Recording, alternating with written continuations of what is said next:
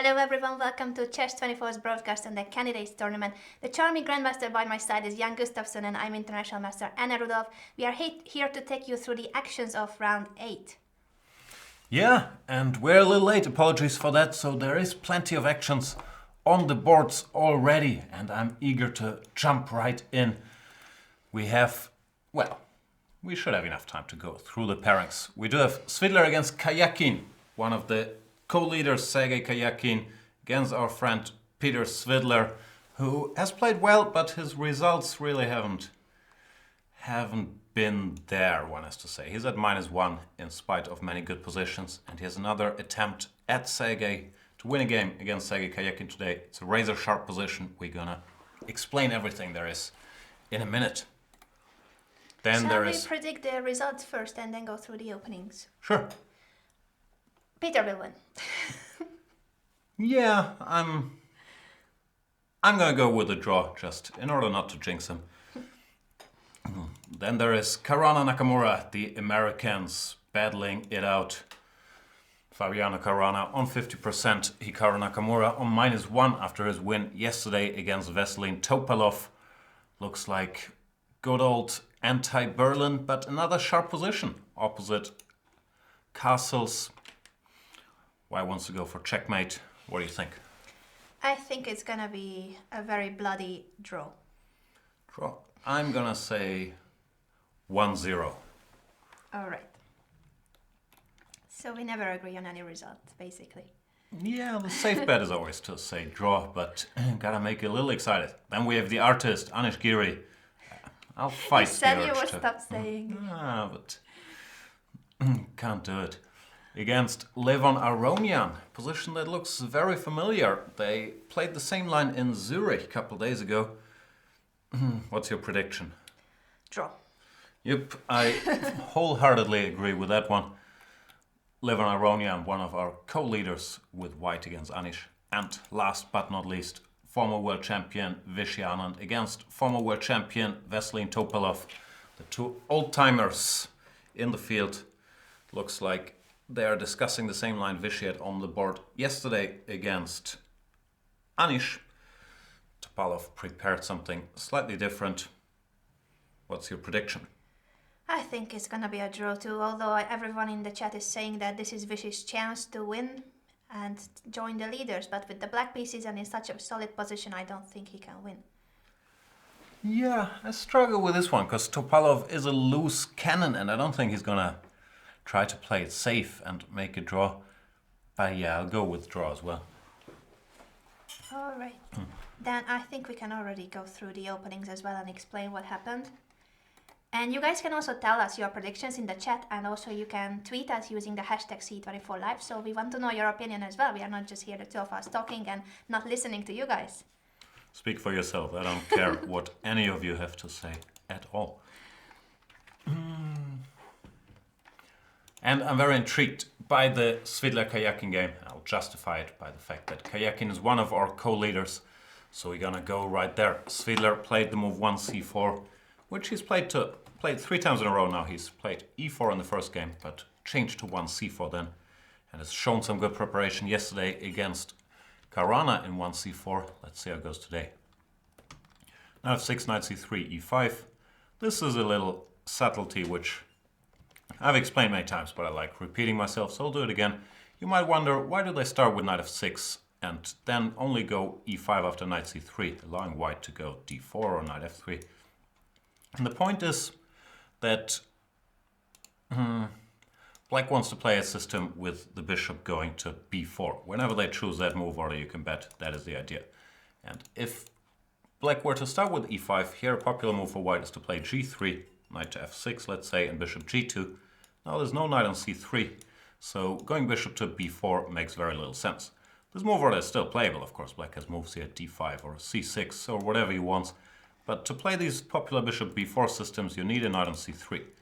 Therefore, black players who like to start with knight f6 when the English move is to knight c3 and then they go e5. While if white were to play g3 here, black has moves like c6 followed by d5, which is very solid, not to everyone's liking.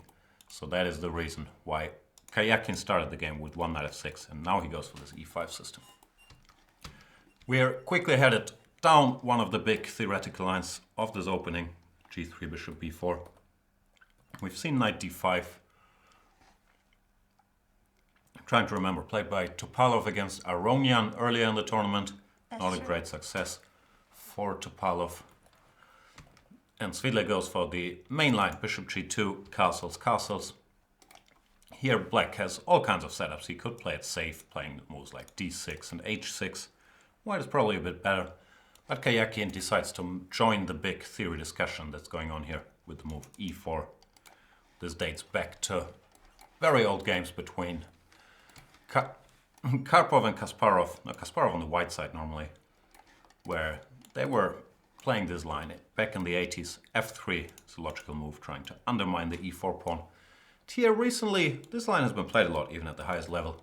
There's been a bunch of games with e takes f3, knight takes f3. Anand played both queen e7 and then d5 here against Levon Aronian, defending the black cause. So at least, yeah, my state of knowledge was that this is the critical line and black is supposed to be fine. Well, Karjakin plays a move that looks very cool at first sight, but it's considered a little dubious, or yeah, last time I checked it was considered a little dubious. Move e3, a counter pawn sacrifice, hoping to spoil white structure after d takes e3. He has a lot of ugly pawns. This position is very unclear as well, but Peter decides to go for the other main move, d3. All of this stuff has been seen between Kasparov and Karpov in the very old days as well. I have to admit, I'm sort of out of book here. d5 is normal, and so is queen a4, I would believe. Do you have any database intel to tell us what has been played here? And what I can see is that the recent games all went well. Recent, 2011 is the last game where this happened. And it was queen b3, not queen a4. Oh, okay. So do you think that we are seeing a novelty here? I will also check my big database with the older games included, but no recent games with queen a4, that's for sure.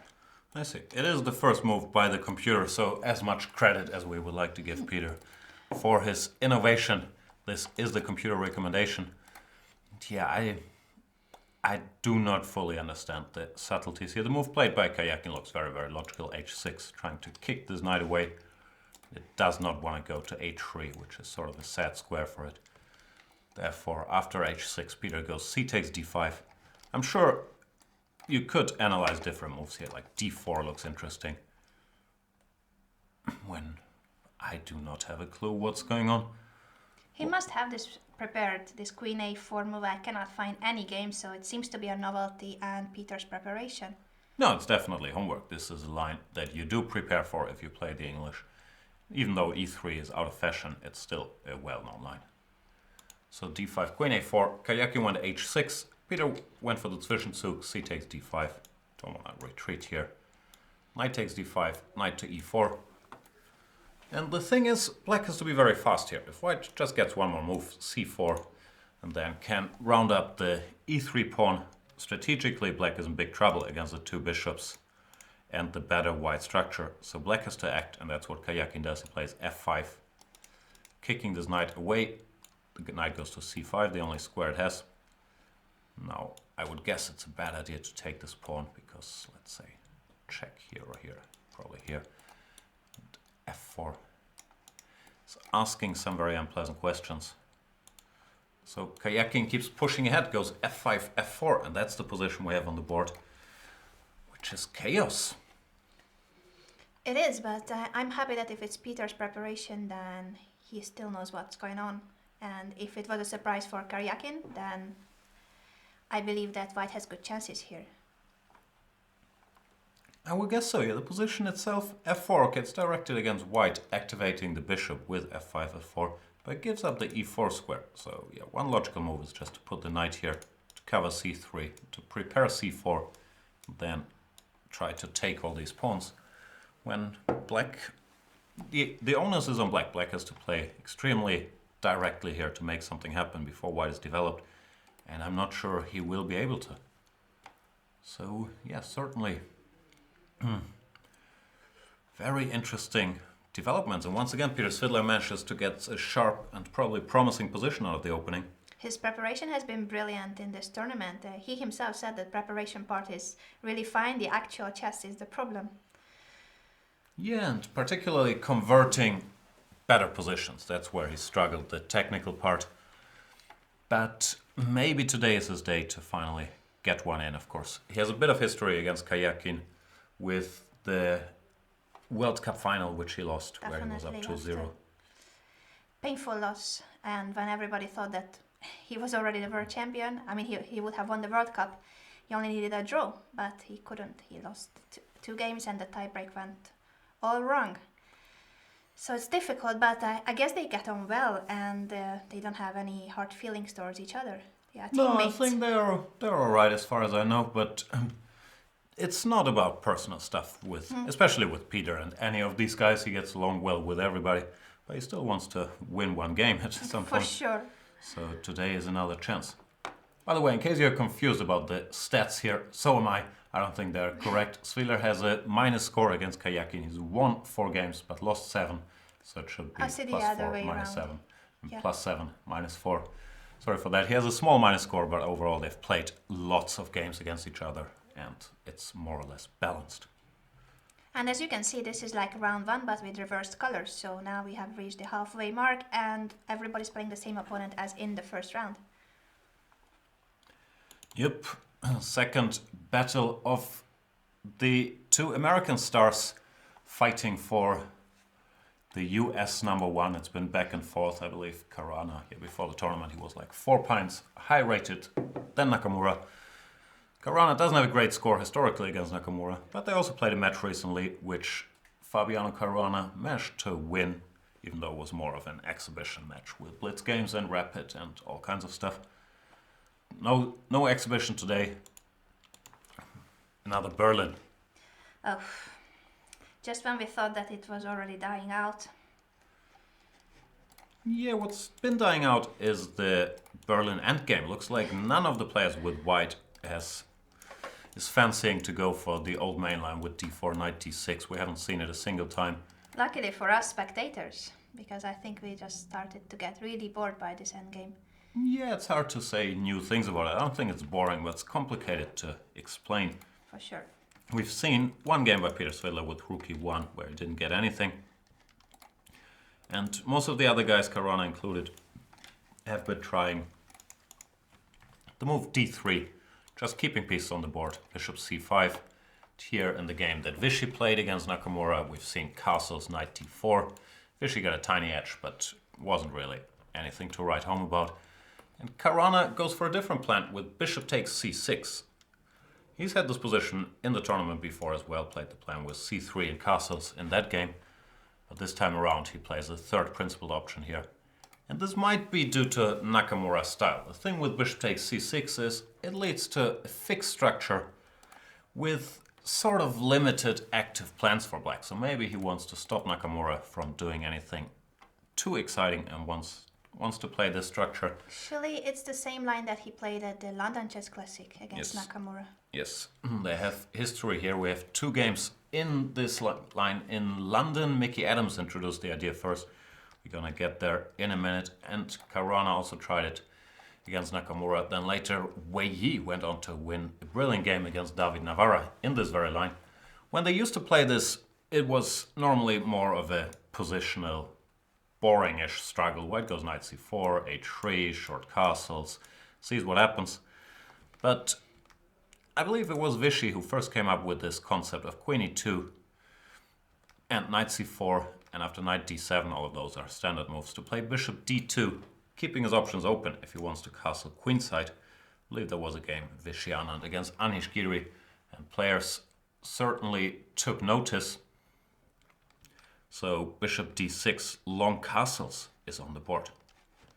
Yeah, at the London Chess Classic they played a different variation, and after knight bd2, queen e7, so I guess they did not want to go, at least Nakamura didn't want to repeat that game.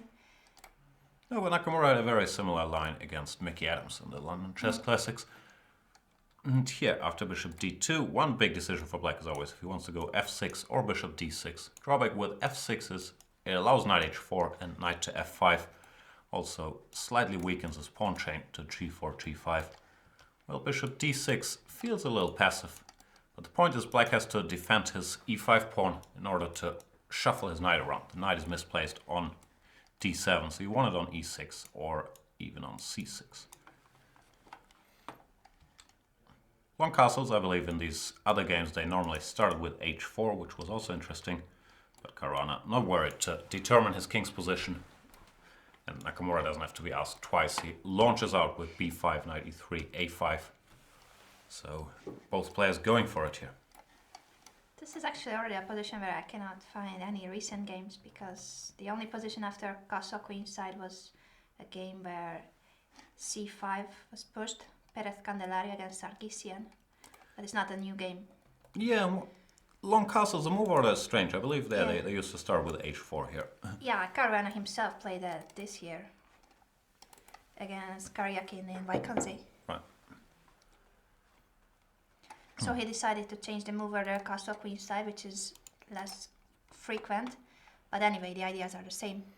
Yeah, it's a little strange because it's more committal. It gives black a direct target for his pawn storm.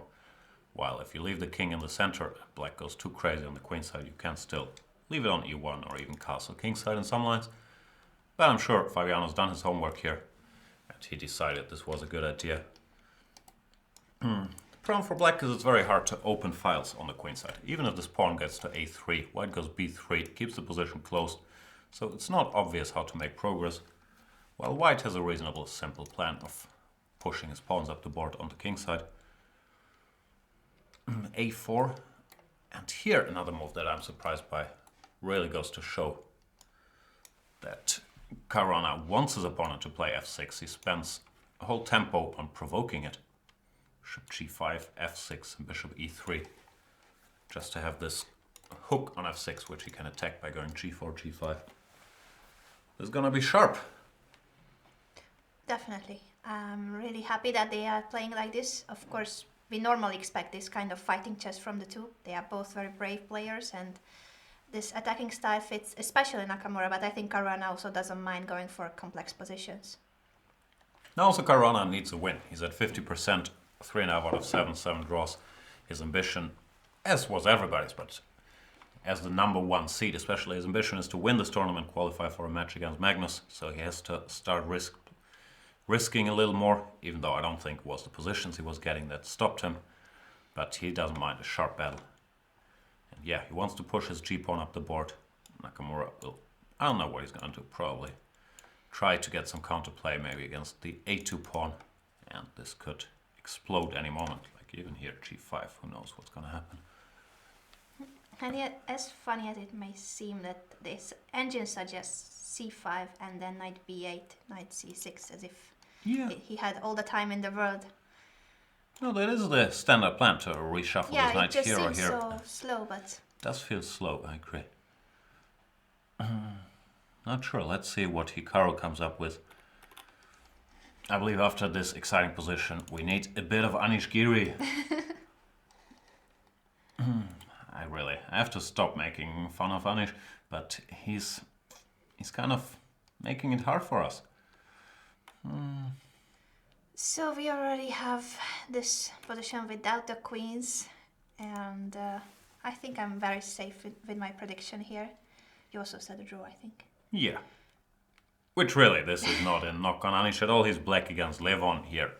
You gotta survive first, and he is incredibly strong in the opening. Anish has done his homework, chose the semi-Slav against Levon Aronian, an opening that Levon used to play a lot himself.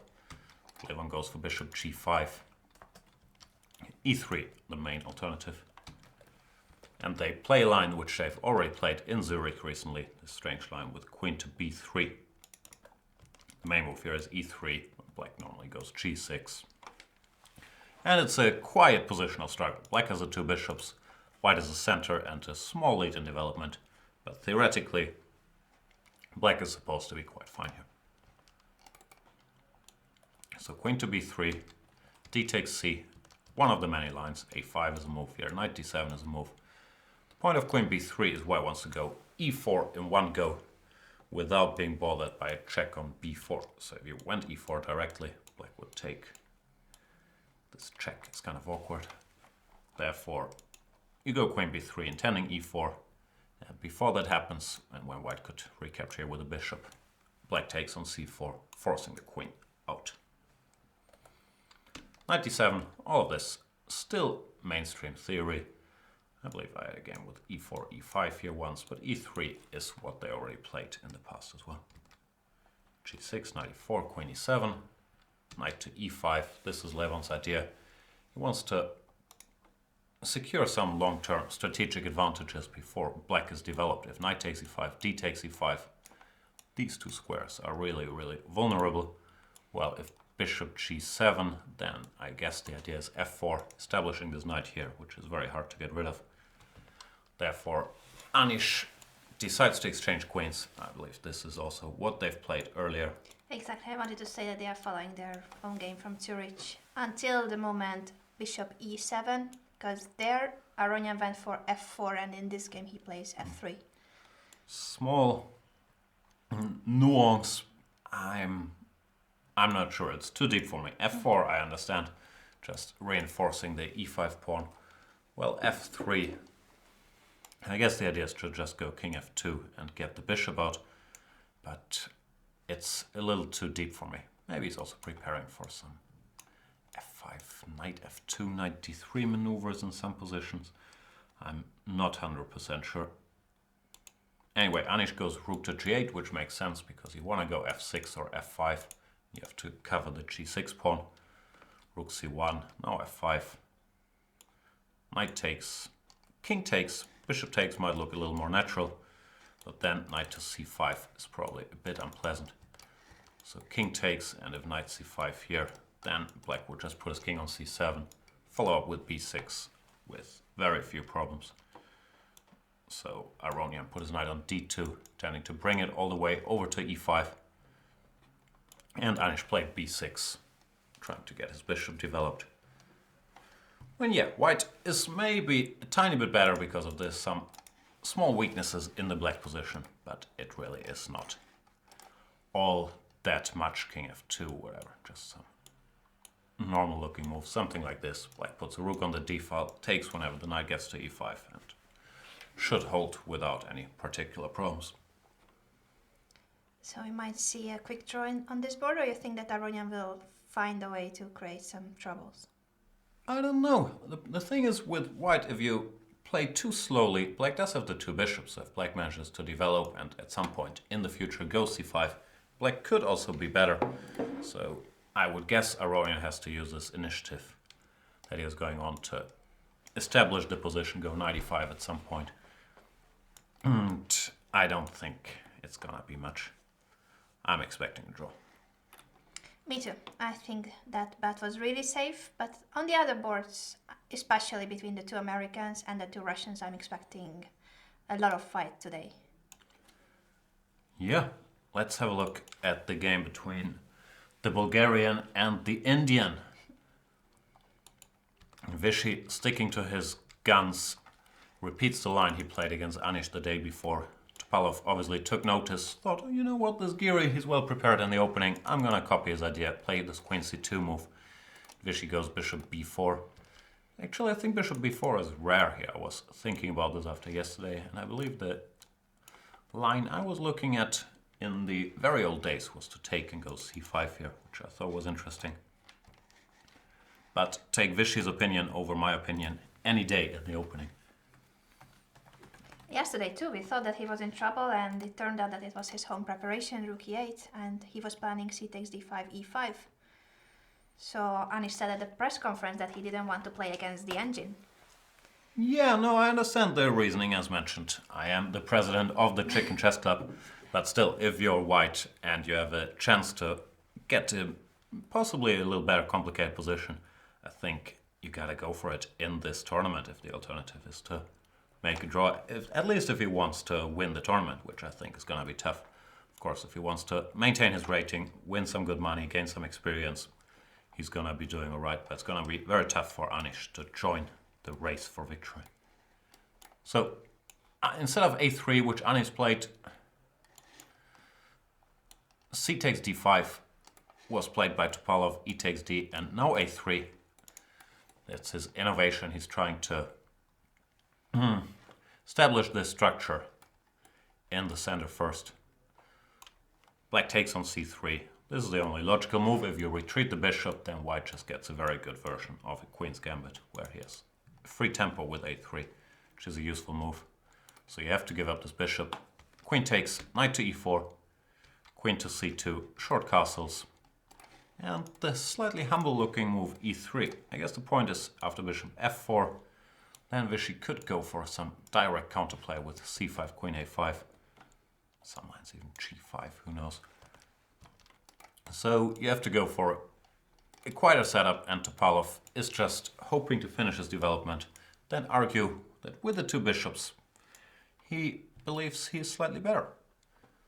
Very curious. Sorry, I can only see one game in this variation, but that went with knight e4, queen c2, and knight d f6, knight e5, Sakaev Elyanov from 2009, and nobody else has played this position. Yeah, this is not a popular line. Like, queen c2 is not the main move, and after queen c2, bishop b4 is very rare as well. So it's nothing that's often played, but as I mentioned yesterday, it's very close to positions that Vichy knows a lot about.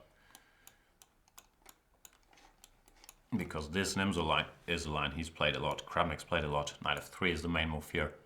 And Black normally plays d takes c4, but probably Vichy has analyzed knight bd7 here just in case.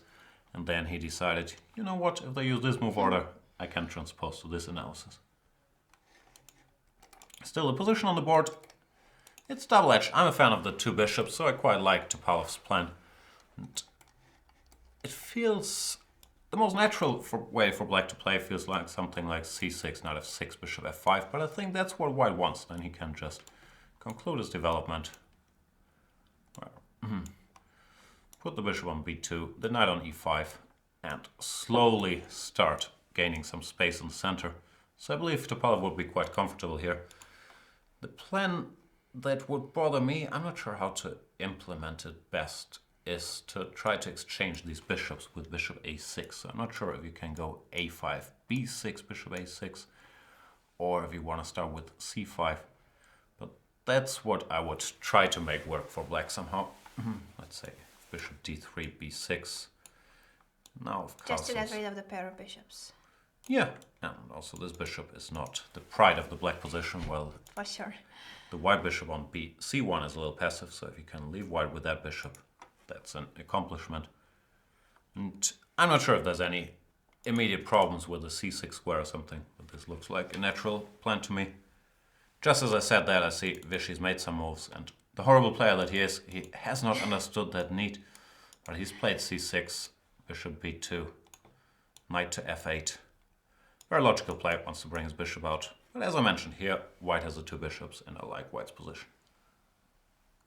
I also prefer the bishops. I don't know why, but I love playing with a pair of bishops. I would be happy here, although this is really a slight edge. Yeah, the question is, can white avoid the exchange of bishops on this diagonal? Because I guess that's why he put his knight on f8. Now he can put the queen here, and then hope for a very quick knight to d6, exchanging the bishops this way. So he's exchanging the bishops without weakening the queen side too much, because you were worried about the c6 square, and in this position, if he can achieve to exchange without having played b6, a5, then it's even better. Right. If he can manage to get that in, he would be in pretty good shape.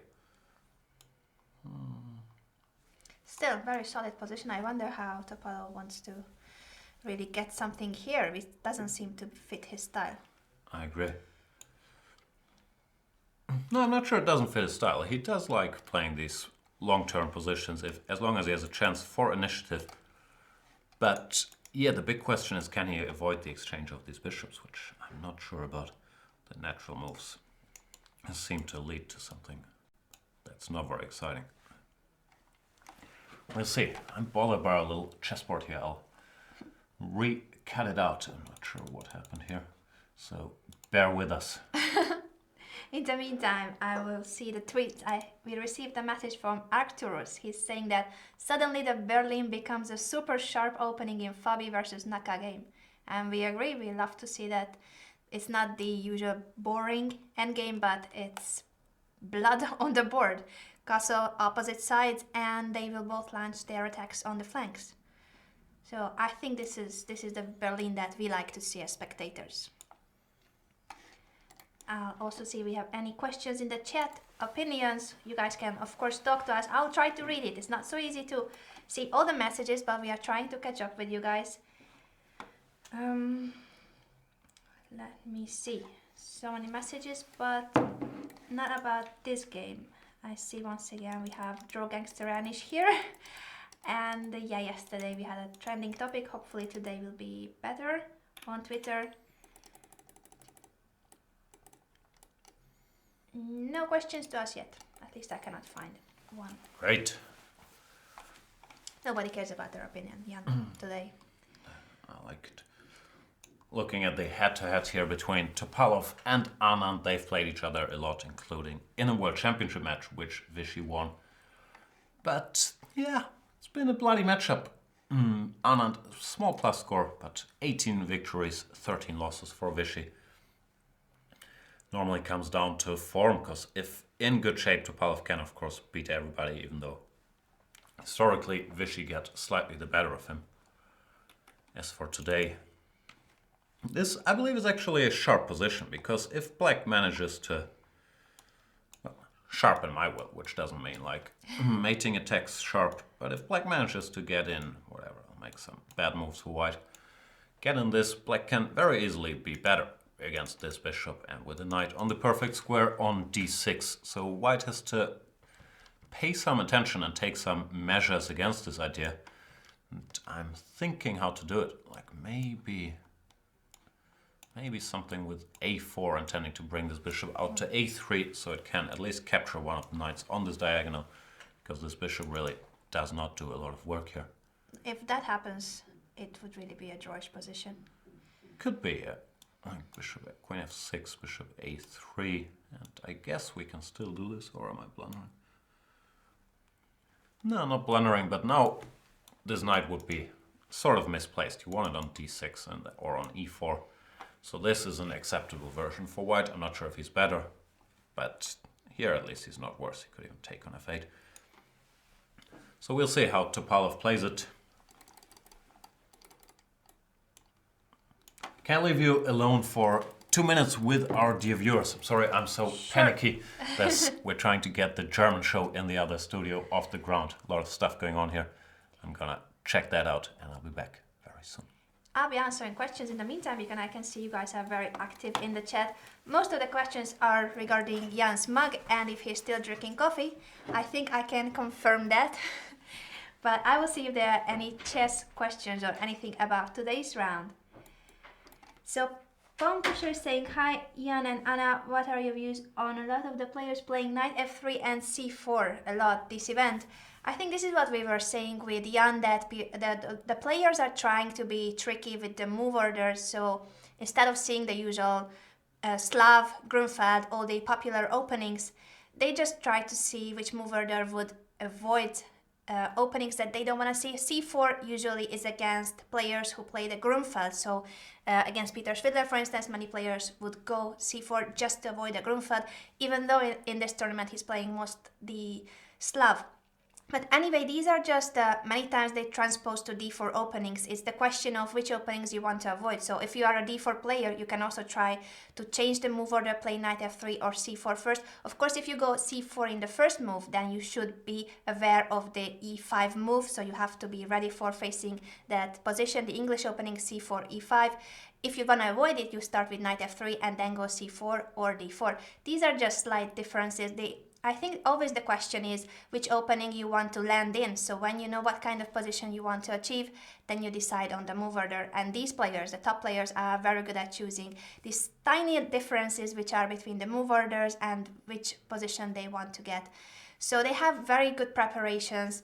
With which positions they have analyzed it until maybe move 25, big home preparations, and it's all the question of who surprises who, and how can the other player react to that surprise novelty. We see novelties in almost every round, and the other player has to find the best way to respond to those novelties. Is there any other question regarding the players, event? See Magnus Carlsen. Anna, since you seem to be desperate for questions, here is one for both of you. Who would you like to play against Magnus for a title, and who do you think it will be? I said before the event, even before the first round, that I thought that it would be Caruana or Karjakin winning the event, and I think they can still do it, both of them, if Caruana starts winning. But now, after having seen 7 rounds, of course, Karjakin is the leader, and he seems to have more chances of winning the event. I think it's a very different question. Who would I like to see playing Magnus, and who would be the most annoying opponent to Magnus? Who would I like to see playing Magnus? I don't know. All these players I'd like to see. Anish facing Magnus, he's the one who has a plus score against Magnus.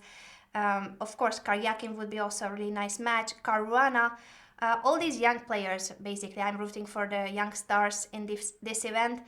I also don't know what would happen if Magnus had to face Lev and Aronian, because they are very good friends, and Aronian also helps Magnus many times with the preparation, so that would be a tricky situation where your own second can be your opponent.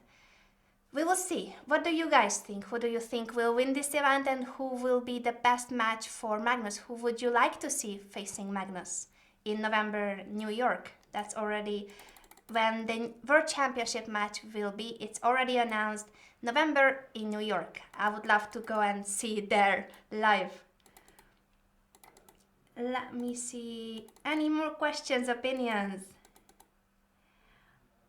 Breaker 90 is asking, Anna, why do you think we haven't seen any Sicilians? That's a good question. Maybe the players feel safer in other positions. On the other hand, today the position we have, let me just go back to that board, between Caruana and Nakamura. This Berlin, this is not the boring Berlin. This is a very exciting Berlin. So actually, we could have had a position of this kind in the Sicilian too. There are many variations in the Sicilian where white can castle queenside and black castles kingside. So I think in a way they are not avoiding dynamic positions, so that's not the reason why they're not playing the Sicilian. And you know that many of these players have the Sicilian in their repertoire as black, but somehow they tend to play more e5s. I really don't know the reason. I think the only explanation would be is that the engine usually likes these e5 openings more. It's closer to being 0-0-0 than the Sicilians, but of course the Sicilian is still very popular, and all these top players play the Sicilian from time to time. Draw Gangster Anish is saying that, well, with black against Levon, draw is a good result. Yes, he means that for Anish, a draw is good today. They have this position now. I need to change the cartoons, but it's always Jan's job, and I need to find where's the image. So let me try to click on, yeah, I have them there. Lev and Aronian against Anish Giri. We see that they have 10 draws and 4 decisive games in favor of Levon. So Levon has managed to beat Anish 4 times, but today's game doesn't seem to be a dangerous one for Anish. He's got a pair of bishops, as Jan already mentioned. And what happened here, because I think the last time we saw this position, it was after king takes d7 and knight d2, yeah, b6, this position they reached, bishop b7, h4, rook a8. I don't think that black has any trouble here. The only maneuver that I see for white is this, just trying to put the knight on e5, but as Jan has already mentioned, with the bishop on f6, you will capture this knight when it lands on e5, and we reach a very equalish position. So I think this is going to be a draw. Of course, there's still some life in this position, if I can call it life. So it's not a dead draw position, but it's likely to be a draw, this endgame. The other games are more exciting today. For instance, between the 2 Americans, as I already said, and the 2 Russians, Peter Svidler facing Sergei Karjakin. It seems to be Peter's novelty, this queen a4, and this position is just a mess. We have seen that they went for this position, f5, knight c5, f4, and bishop b2 was played by Peter. I believe that this is still a position that Peter has analyzed at home with his seconds, friends, trainers, either whoever, how do you want to call them.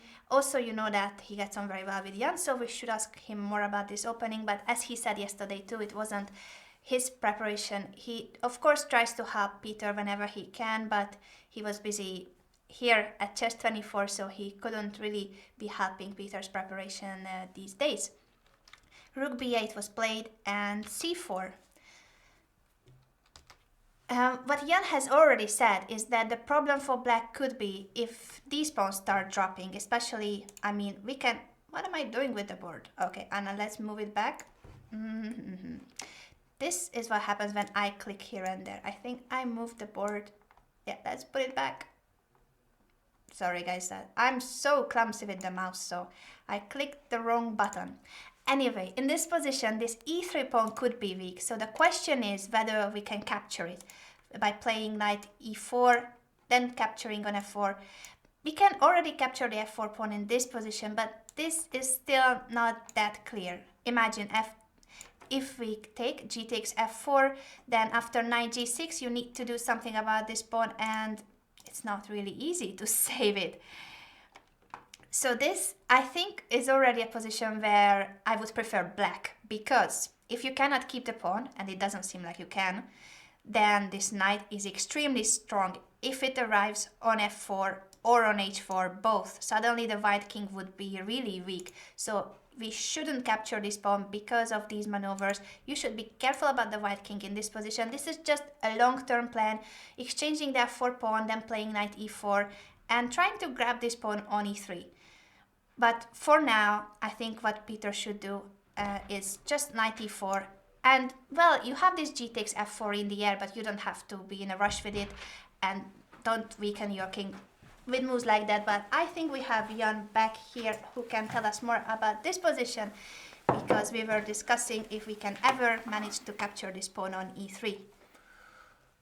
I don't have a clue. I'd very much like to. What's on the board? He's played c4, knight d e7.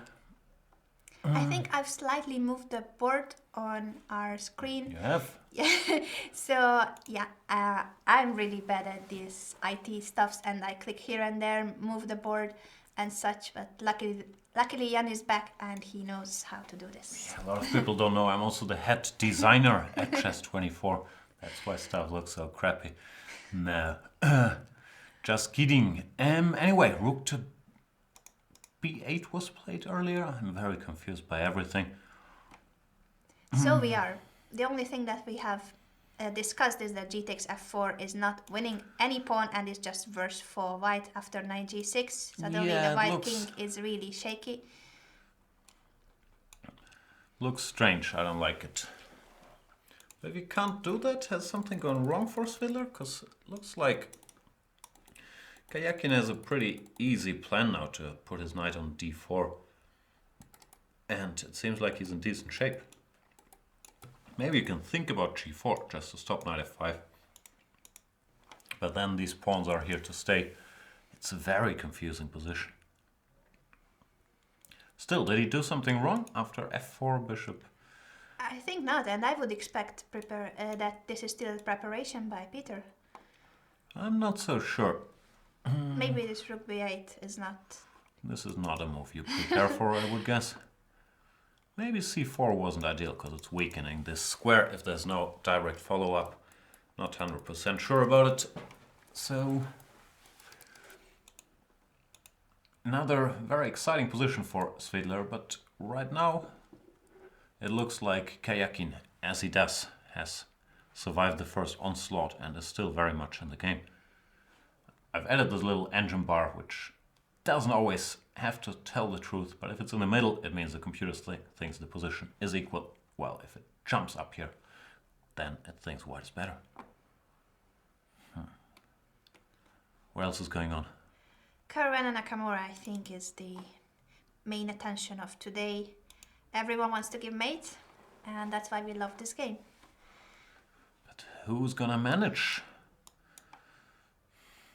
So he didn't go for the engine suggestion c5, knight b8, but the human move knight c5 and developing the pieces quickly.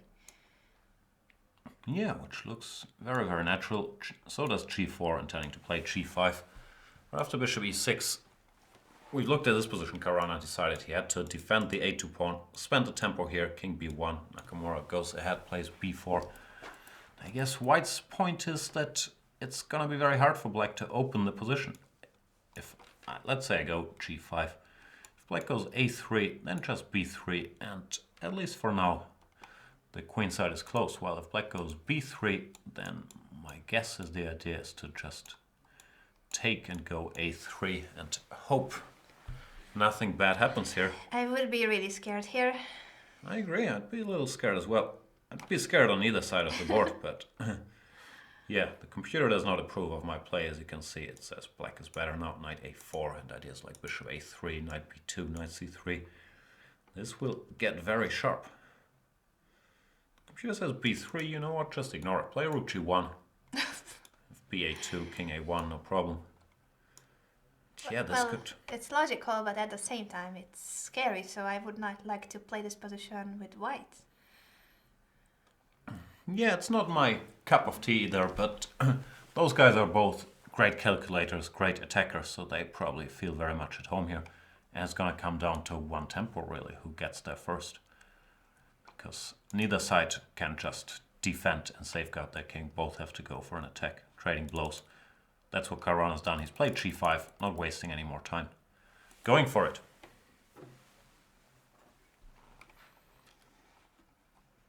I like the order in which we have the games, because we can always switch from this exciting game to the Levon Giri game.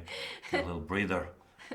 Explain the subtleties of the maneuvers. Levon just played f4, clearing the f3 square for his knight. And black could, if he so chooses, try to liquidate, exchange some pawns on the king side by going g5, which strikes me as a decent move. It does open the h-file for the white rook, but that's not the end of the world. And if you get something like this, then the structure has more or less clarified. The position is equal. Seppe is asking you in a tweet if you are part of the Svidler team. No, I'm friends with Svidler, or I like to think so. So we talk, and he was here during the Vike tournament, and certainly we've also talked about some openings, and I'm giving my opinions, which I'm not sure help him very much, but I'm not helping him on a regular basis in this tournament. So no, I'm not part of the team. I'm sure that those recommendations on TV shows is also very helpful. There I am, very qualified. I think you guys who talk about the times here on our website, don't believe the clocks because it's not updated. Just listen to us and see the board, but forget about the clocks. So Svidler is not running low on time, I believe. It's just a mistake on our site. Don't look at the clocks. Don't do it. The Vichy game against Vasilin Topalov, two oldest players on the field, 41 and 46 years old, has developed along the lines I was mentioning with bishop b5, bishop f5, queen f6, knight d6. And to my slight surprise, Topalov didn't seem to be worried about getting rid of his slightly passive bishop. And now I believe that black is absolutely fine. I guess Topalov wants to allow the exchange of these bishops and play for a slower plan occupying space in the center. But even if he does all that, he's still going to be stuck with a baddish bishop on b2. Let's say whatever. I don't know where to put the pieces, so I'll make some strange moves.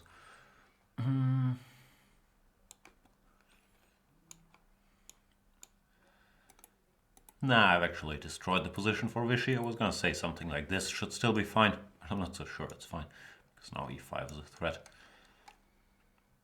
So, even though maybe...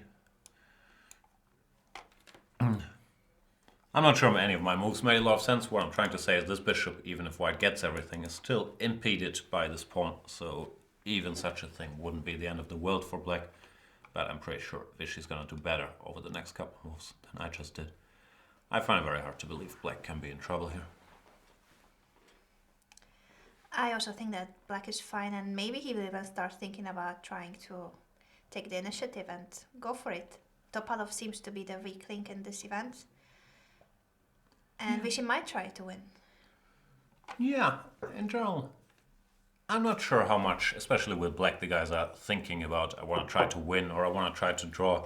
He's just making moves, and if a chance occurs, I don't think Topalov is looking for a draw here either. So anything can happen. But yeah, this game could heat up. I don't think this is such a quiet position because Topalov has to try to open the center to justify the pieces he has on the board. And it shall get exciting, but probably less exciting than the Svidler, Karjakin and Caruana Nakamura games for now. I see many people in the chat supporting Peter and still asking about his team. Do you know who his second or seconds are? That's the question. Even if I knew, I would not share it, as mentioned. I'm friendly with Svidler and we talk a lot, but if he hasn't made it public, it's certainly not my job. We only talk about seconds that appear at the events and you can see in the pictures, or they are publicly announced, just like Karjakin's second, Potkin. We have also seen Anish Giri's trainer, Topalov. Then we know about Nakamura's helper. You know his name, I don't know the guy. Chris Littlejohn. Exactly, 2100, 2200 his rating, but very good at analyzing with the engine apparently. And we have also mentioned that Gregor Skajewski is there helping Vichy. And good old Kazim working for Caruana as well. Definitely, and Lawrence Trent trying to bother Fabi. Yeah. G5, B3 on the board in Caruana Nakamura. Neither side waiting very long, just blitzing out these very sharp moves. And here, yeah, I believe my first recommendation was just bad for white, at least if we can trust the computer, which I tend to do in such a position, because it's too dangerous with knight takes b2 in the air, bishop takes a3 in the air. Looks like black is getting there first, therefore after g5, b3, Fabi should just ignore it, go rook g1. Create a big threat of himself. Got to go g takes f6, maybe even knight takes g7. And this could really...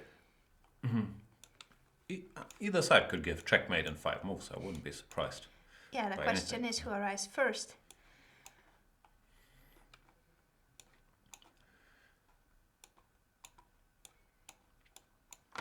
This line seems to be winning for white, for example, but you need to be really sure these things work. So exciting stuff, but it looks like Fabiano, if he comes up with this rook g1, which I think he will, if he ignores black's threats for now. Looks like he's in good shape, but I'm not even sure I trust the computer here, because this position is so sharp it could miss something where things like some side is winning, but there is some attack. But for now it's just very happy with white. a3 takes. Now it's white's turn. It looks like white is just in time.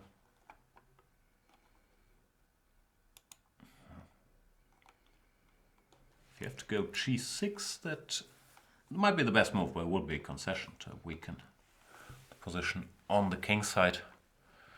Oof. It's not a move that you really want to make, weakening all those dark squares, so unless it's necessary, I don't think that Nakamura will want to play g6. No, but he might have to. Like gf6 is a big threat. He doesn't have time for whatever. Let's say rook b8, because this is just coming. Yeah, and of course moves like king h8 are also just signing his suicide, because knight takes g7 is always in the air, so you can't really get out of these motifs on the g file.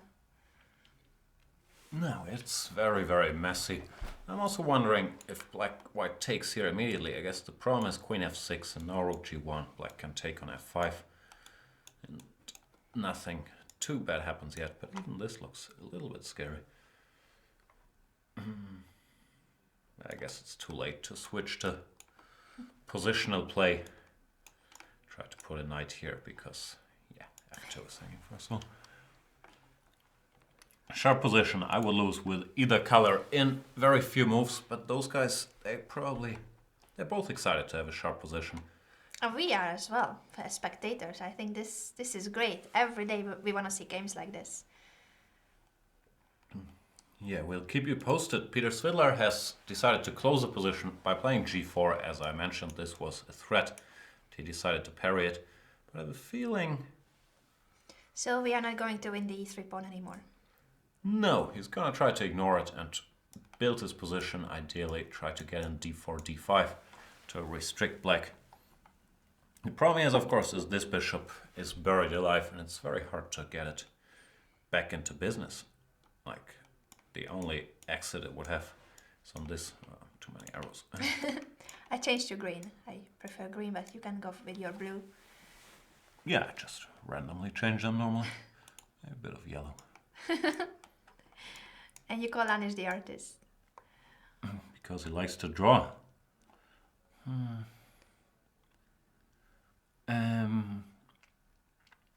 Yeah, what I was gonna say is this bishop doesn't have an easy way back into the game because activating it on this diagonal is not realistic anytime soon because the black bishop controls it and white would have to weaken his king to get it there. So that's a problem, but maybe white can just play without the bishop for now, rely on his very powerful dark squared bishop and on his potential play in the center. Because these pawns, even though they're far advanced, they can't really influence the action in the center. So if white manages to get in rook d1, d4, d5, could be in good shape. Curious what Caruana should do. He could kick this knight away with b6, knight e4, and then wherever, somehow develop the pieces. But he still needs a plan against white's intentions. Maybe that plan should be to put the knight on d4 whenever d4 is a threat. It's sharp. I have a feeling Caruana's doing alright now. He's in very good shape in this event, and it seems like even when he's surprised, maybe this queen a4 wasn't novelty and he did not know of it, still he reacted very well and he's fine. Yeah, still a very unbalanced position, anything can happen, but this time I'm not gonna say Svidler crushed him in the opening because this position, I believe, Caruana reacted well and maybe Svidler pushed c4 a little too quickly. It's a natural move to activate this bishop, but it weakens the d4 square, which is a really big deal. According to you guys, Peter has 56 minutes left on his clock. That's okay. Pretty normal. I think they need to reach move 40 to get more time. And yes, of course, Sopiko is there supporting Anish. I thought that was obvious that she is in Moscow. We might call her one of these days. What about today? I think that's a good idea. We just need to see if she's available. So the first break we have, we will talk to Sopiko and see if we can contact her. All right. So let's do a quick tour. Karjakin seems to be doing fine, but very sharp position. Anything can happen. Caruana, Nakamura is even sharper. Computer gives equality after rook g1, g6, but what does he know? It's a total mess. Anish against Levan Aronian. Play bishop f6, not g5. Might be... Nah, I think it's equal. I'd probably take white if I had to choose, because there's some more targets in the black position, but black has potential to activate his bishop by going c5, maybe even here directly. So yeah, equality. And Topalov against Vichy also seems equal, but at first sight I thought Vichy was better because of this bishop. The more I think about it, the more I like Topalov's position, because it's easier to play, to go f3, e4, while Anand has to find some sensible use of his pieces. This knight on e5, supported by the bishop, actually controls a lot of ground. So maybe that's why he didn't go for the a4, bishop a3 plan. Yeah, he wants his bishop to support the knight, which, yeah, looks strange to me, but it's starting to make more sense. And it's going to be interesting. Vichy has to find a clever plan here to shuffle his pieces around. In general, as a rule of thumb, you always say if you get this knight to d6 in the structure, black is fine, that's the perfect square for it. But, as always, chess is concrete, and if white gets f3, e4, this knight could be slightly unhappy on d6 even. I think that means a quick break for us, and we will see if we can bring in Sopiko and call her to Moscow. So stay here, guys, we will be back in a few minutes.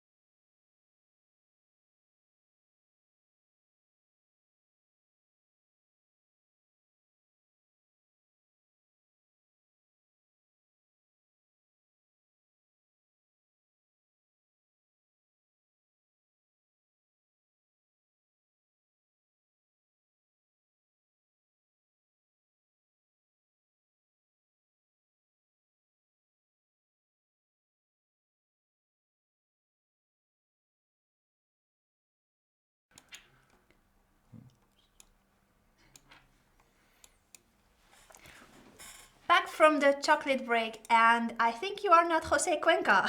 Yeah, I just saw that. I wish I was, but no such luck. I'm Jan Gustafsson, but I will once again leave you alone in a minute because we have a special guest on the line. None other than Miss Tactics, Sopiko Guramishvili.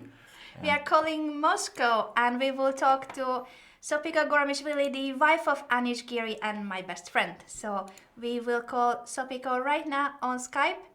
In a few seconds, we will have it set up, and you will be able to ask questions to Sopiko because she's there. She has been there already for how many days? Ever since the tournament began, and even they arrived in Moscow a few days before the tournament, so she knows a lot about the place, the playing hall, the players, Anish's play. You can ask her anything that you would like to know.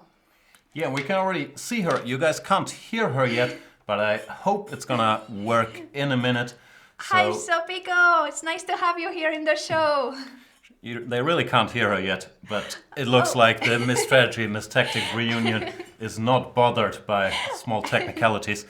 And I would just give us a moment because the audience cannot hear you yet, although I was already very excited about you appearing on the screen. So we need to set it up, the sound as well, but stay here with us. We're gonna have it. I'll try to switch it on. Let's see how it goes. And I will abandon the studio for this love fest with Miss Strategy and Miss Tactics. I've tried to fit in as miscalculation or something, but it doesn't really work. So hopefully here is Sopiko for you. Let us know in the chat if you can hear her, how bad the echo is, all that stuff. Hi, Sopiko. I Do you hear have me? you now.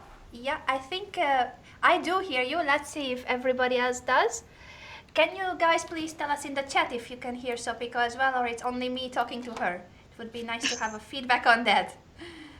And I'm just muted, talking. I don't even see it in my chat. Let me just open it once again. Do you see?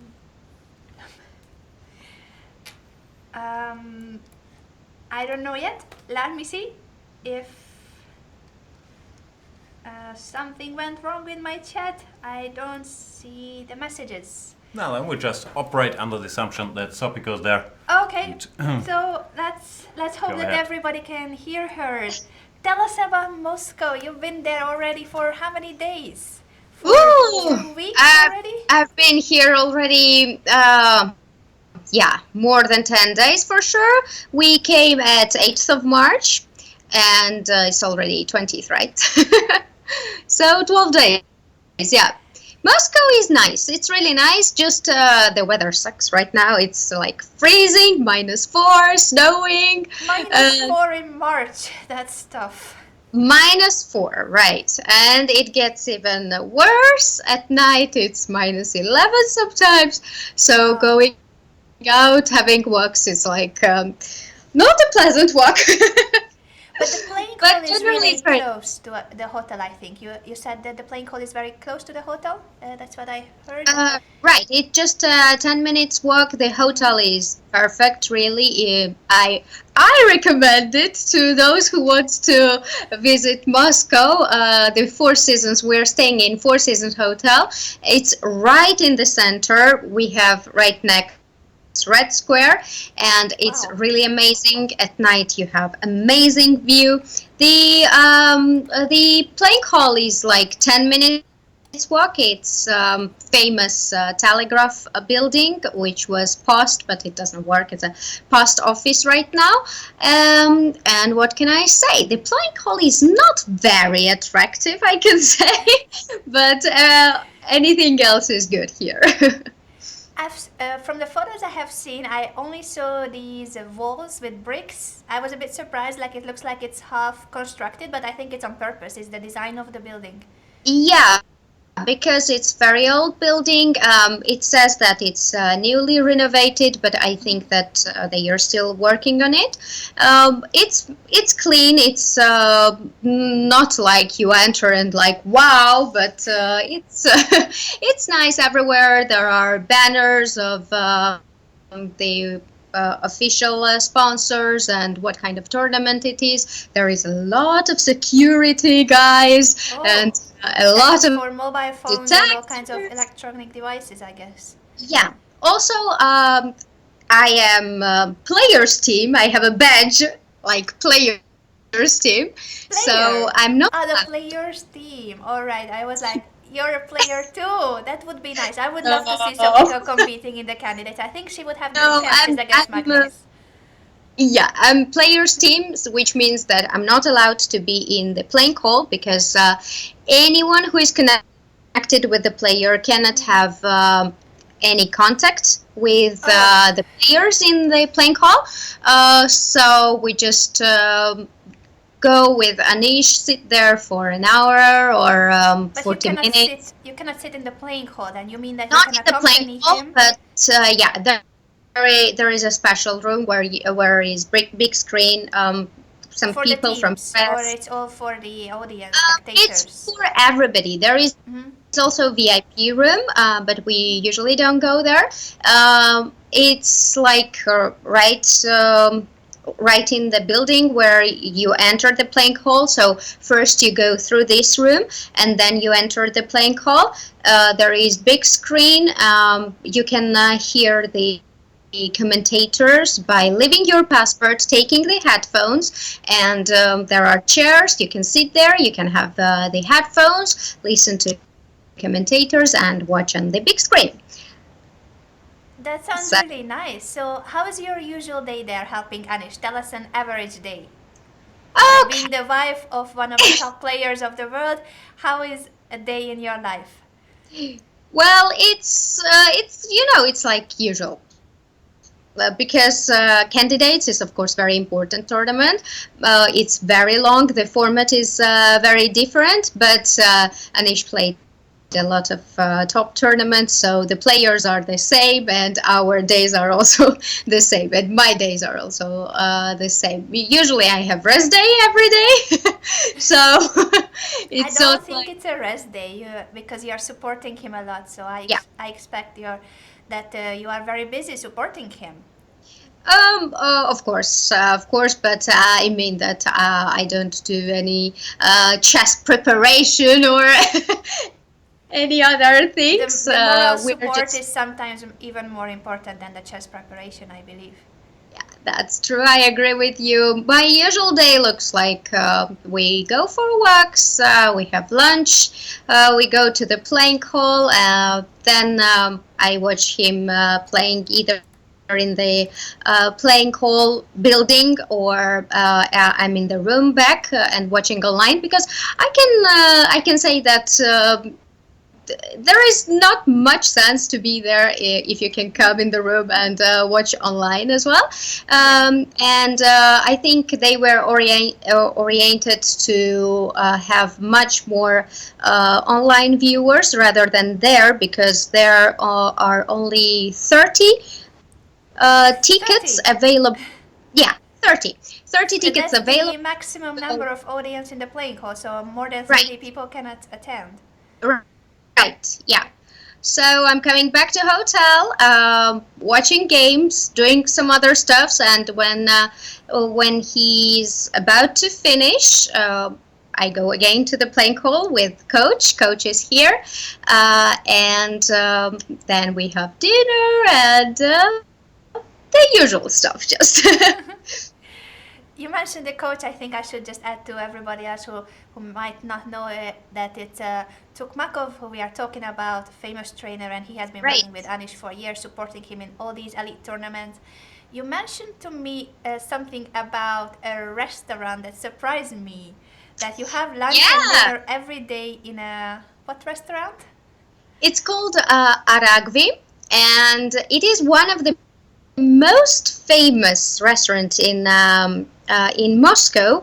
It was very famous in Soviet times, I think, and still they just renovated. And if you come to Moscow, everybody knows like where is Aragvi. Aragvi is Georgian name, and Georgian. So the cuisine is Georgian. So you're in Moscow, the capital of Russia, and all the players go to a Georgian restaurant, or most of the players. Yeah, that's right. I was very surprised because, I came from Georgia to Moscow because I was visiting my family, and of course I was there for a month already, and I tried all kind of Georgian food right away when I was there because I missed it so really much. Well, so I can understand. Thank you. And here I come, and I am going to the restaurant, and first I'm like, it's called Aragvi, and they are like, yeah.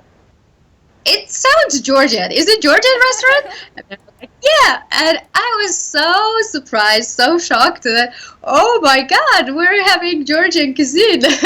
But it seems very good right now. The service is quite quick at the moment, and also the food is tasty. Great to know that. So it's a funny thing that it's a Georgian restaurant. You just come from Georgia, Right. and in Moscow, I thought you would eat borscht and all those delicious Russian dishes. But Oh, we also have that. We also have that. Oh, nice.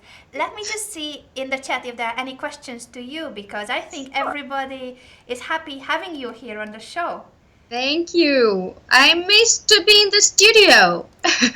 Sopiko will be back soon here in Hamburg because we are working on our Magnus trilogy. So the video series, the first part is already out, the Young Magnus, and there are 2 more to come. So we cover the whole career of Magnus Carlsen and see the strategic and tactical motives in his play and how we can learn from that.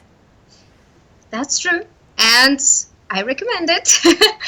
You should definitely watch this series. Let me see the questions. Push Pendra is asking, Sopiko, how many hours do your beloved husband practice?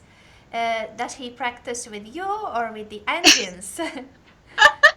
Well, I can say 24/7. No, 24/7. okay.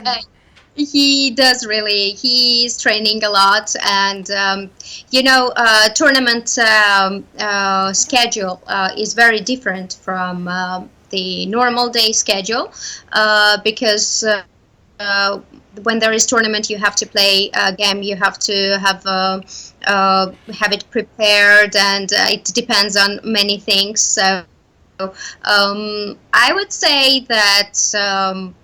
In normal day, he does train about 10 hours, and during tournament, he's playing for sometimes 7 hours, preparing before that, and looking the game after the game. So I think 24/7 is the right thing to say. 24/7 chess. Maybe the question was also about how many hours does he prepare during a tournament. So you say that it's a few hours in the morning, and then also after the game, I think they already immediately start preparing for the next round, or I didn't exactly count the hours, but generally it's like he's looking something before the game, and after the game he's also looking at the game and deciding what to play next. So it's like all day. He's having chess in his mind. I think I will also give a headphone to Jan so that he can hear you as well, in case he wants to ask something as well. What do you think about his today's game, Anish's game? I think it was okay. I didn't check it right now, but where I left, it was already end game. I mean, he had 2 bishops, and I thought he had normal position. So I think it should be very close to equal. How happy is he with his tournament so far? And people were also asking about how ambitious he is, how motivated is he in winning the event? Well, I think generally here everybody is very motivated to win the tournament, because when you play the candidates, the only goal is to take first place and get the right. Doesn't matter, just the first place here, unfortunately. Yeah. Get the right to play against world champion. He's of course motivated. So far he made all draws, but most of them were very I can say that all games here are very exciting. Every round, it's just a pleasure to follow. But a lot of rounds ahead, so we will see how it goes. Jan, any questions? No, not really. I'm not sure what you covered already. Just Doesn't the usual Moscow days, and how is the playing venue, how is Sopiko's day, how can she support Anish on a daily basis, moral support, all those things. So anything about chess you can ask as well. No, I don't really have chess questions. Does it bother Anish or you during the tournament that there's a lot of Anish haters out there on Twitter making fun of him, calling him mean names like the artist because he likes to draw? Do you realize that during a tournament, or can you sort of zoom that out? Well, I didn't even hear about that, so you can see that we don't pay attention to the haters, as you say. That's the right attitude. I think that people have rights to think whatever they want, but so far I can say that Anish is playing good chess, and there are many more exciting games, so they should look forward. So we don't really care about the haters. How does it work during a tournament? Does everyone pretty much stick to themselves and their team, or do the players go out together for dinner? Do you have dinners with Vichy or anybody, or is it like the players don't really interact?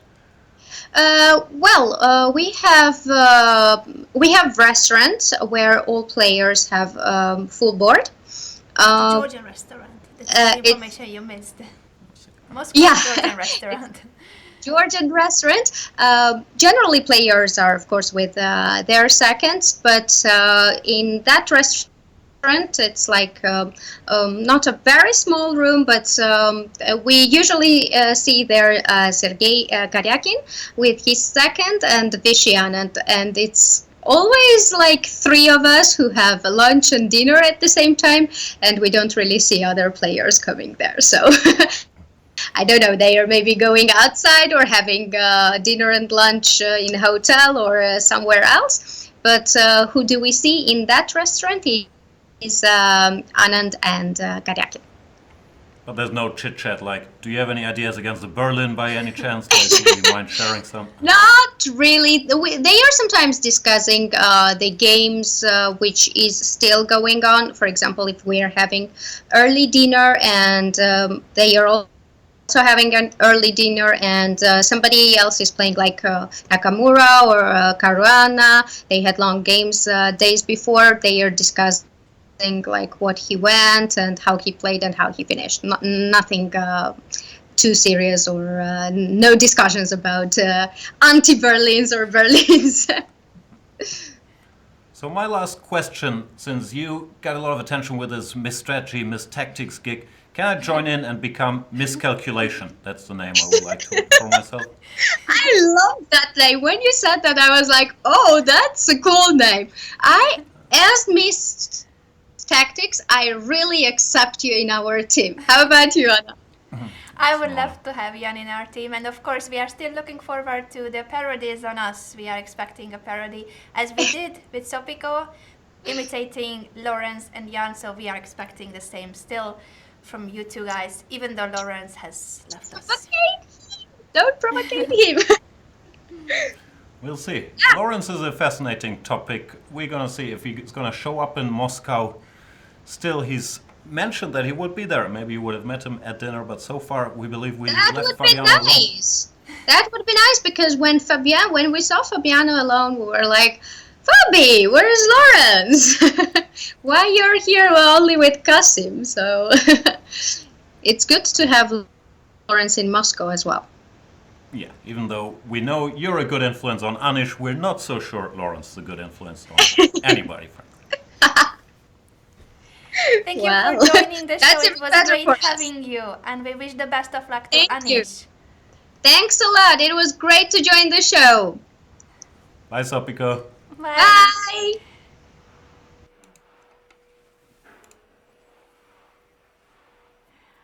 Oh, it's always a pleasure to talk to her. I'm missing her. It's not that you are not a good partner, Jan, no offense. No, that's okay, that's okay. And it looks like Anish is well on his way to simplifying the position. He just opened the H file, which is not ideal because the white rook can penetrate here. But in return, you get rid of some pawns, and it still looks very close to equal to me, even though Levon's done well to stop c5. And at least for now, keep the bishops at bay. He's probably going to go rook h6. You take this guy, but after something like rook e7, king e7, sorry, I'd be very surprised if this game ended in anything but a draw. What other action do we have? Let's go back to Peter Svidler, where the position is just becoming more and more complicated. b6 we've seen, knight back to e4 and bishop to e6. And here, yeah. My plan was to go rook d1, d4, but the problem is rook d1 is always very strongly met with knight to d4. And if you exchange those, then this bad bishop really becomes more pronounced. So instead we saw g5 on the board. Yeah, working on maybe giving this bishop some airspace one day. Karjakin played h5, which is logical to keep the position closed. It was possible to take here as well, when after knight takes g5, this knight once again has a clean way to d4, which looked very tempting for black actually. But Karjakin decided to go h5, keep the position closed, not giving this knight the square. And I'm not sure what Peter wants to do, but I really don't like his position that much. I don't like it either, especially because of the g2 bishop. I'm worried that you will never really get this bishop h3 move on the board. No, it seems like, yeah, interesting opening play, but I keep coming back to this point. I really believe c4, as natural as it is opening this bishop, was a mistake, abandoning this d4 square, and he should have played something like knight to e4, keeping this c4 in reserve, when his position looked quite interesting at the very least. But now it feels like Peter is in some trouble. I'm not sure if we can say he's much worse yet, but I'd be very concerned with this bishop. I feel the same way, and this e3 pawn, in some lines we thought that maybe we'll get it, but now it's just a really annoying pawn in white's camp.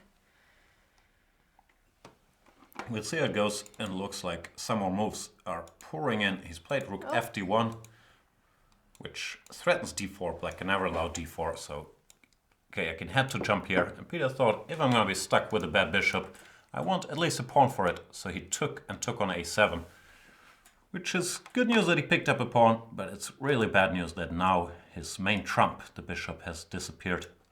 Can't draw. Unlike Anish. The bishop has disappeared from this long diagonal, and black has more than good compensation. I'd take black any day here. Queen d7, knight c6, knight d4. It's an unpleasant position for Peter. He's going to have to sit and wait passively, probably bring the queen back to b2 or somewhere, and try to survive, but I prefer black. I agree with you. I wouldn't like to be white here, no matter the pawn up, but this position is really unpleasant, and it doesn't feel like a pawn up. No, not at all. White can't really use it, and yeah, it's just... He's playing a piece down in many lines, because this bishop doesn't really do anything. Objectively, it might not be too bad. You can see the computer still thinks it's more or less equal, but it's not a fun position to play at all. So our friend Peter Svidler struggling against Sergei Karjakin, who, if he wins this, would move to +3 and possibly the sole lead, because it seems like Aronian is going to draw against Giri, and Sergei Karjakin keeps going strong in this tournament. Exactly, but nothing is decided. There are so many rounds to come, so we might see someone catching up later, but they need to start winning games. All these other players who haven't won yet. Yeah, the other exciting game of the day so far is the game between the Americans, Fabiano Caruana and Hikaru Nakamura, where the board is on fire. Both sides have ignored defending and just pushed their pawns forward. G5, B3, Rook G1. We've seen this. The Here one MG on move, and G6. Caruana, of course, played it. Yeah, Nakamura took on A2, which is tempting. But after King A1, it's It's still very hard for him to open the position. A3, this looks very dangerous, but white can just go b3. It seemed like piece sacrifices here don't really work. And therefore, it's possible that white will come first, threatening g takes f6. If now black goes g6, there's even more tactics in the position. It's all over my head. But if we can trust computer help, stuff like this is extremely dangerous for black. Well, everything opens up suddenly. And what's the final point? Just to have the open d file, and I don't you really can get never it. really take the knight, I believe. No, taking the knight is probably losing for, not for this move, but for different reasons. Knight takes e6, Definitely, but this you is... cannot leave the queen on d8. So after this knight takes d4, you would have to move the queen away or do something about the knights. But this position is just really... Now this must be already bad. Yeah, it's fantasy chess. I have no clue what's going on. And also bishop takes c5 followed by d4 wouldn't be the first thing to enter my mind in this position. But I wouldn't be surprised if we got this on the board. And apparently white has good chances here. What would be natural though? Gf6 looks fairly natural, trying to open the king side. Queen f6. And such chaos. But if we play some normal moves, takes. Knight g5, intending to go h4, h5. Even such a position, as long as black can't sacrifice on b3, it's very hard to make any progress, while white has a built-in attack, h4, h5. This seems very, very dangerous for black without going all that crazy with bishop takes c5, which is the computer's choice. So good chances for Fabi. Let's see what has happened. Nakamura. I struggle with all these names. Decided to take on f5, get rid of this powerful knight, but it's replaced by a pretty powerful pawn. Then he played a3, when of course Caruana should go b3, keeping the queen side closed. Now with this bishop gone, there's no real sacrifices here ever, and it looks like white might just have a winning attack. Because now with this pawn, there's also ideas like g6, then knight h4, or knight anywhere, queen h5, checkmating from here. And after g6, h6, you always have to be very, very sure there's no winning bishop sacrifice on h6. So it looks like Nakamura could be in trouble. I really dislike his position and the fact that even though there are many holes in white's position on the queen side, you cannot get your queen to any of those squares like c3. You would love to, but you can't. No, black has to do something, because even if white plays slowly, like knight d2, I don't know, let's make any move just to illustrate. If the position stabilizes like this, then I believe it's very likely that black is just going to get checkmated over here, queen h5, and either g6 or g takes f6. Looks very, very hard to defend this thing, if not impossible. So Nakamura has his work cut out for him. He goes for knight a6, probably hoping for some knight b4 or some construction with bishop b4, bishop c3. Let's see how Caruana reacts to that. He could stop any... That would be a funny mate if he gets the bishop to c3 and then knight b4 check and a2. Yeah, let's just but show of it. course this is just a dream. All of these moves don't make any sense, but just to illustrate the mate. If you get all this, all of a sudden it's black that arrives first. But of course white can easily stop this. One way to stop it, which might be good, it's a little committal because you're weakening the b3 pawn. But it's just to play c3, cover this square. If you need to, you can pick up this pawn. And you can also try to keep the attack going. And if knight c5, you simply protect the b3 pawn. Yeah, knight d2, which is part of the plan anyway, then often you can just take and go knight to e4. While also clearing the way for the queen. I know it's double-edged, but it feels good for white. And c3, of course, is not forced, but it looks quite logical to take this square under control. The computer move is the move d4, even more violent, clearing the way for the queen to enter the battle via c4. And if, let's say, bishop b4 now. If the engine move is king takes a2 and the rest of the moves are not winning, that means that this position is extremely difficult. No, it's typical engine stuff, but this is almost impossible to calculate. The point is now bishop c3 probably loses to queen c4 and queen c3. But even this is a total mess. I'd be very surprised if he went for d4. Well, I still like this move. It's a little weakening, but looks like white has everything covered. White only needs like 2 moves to give mate on the king side. So good chances for Fabiano Caruana with the board on fire. Was that your prediction? Caruana's victory, I think? I believe so, yeah. And then I should get some points on other boards because I predicted a bloody draw here. Literally a bloody draw. Yeah, what is going on the other boards? I think we're both safe with our draw prediction in Aronian Giri. And we haven't seen the Vichy game for a while. Looks like Vichy did maneuver very skillfully, like this position. I was struggling how he should arrange the pieces.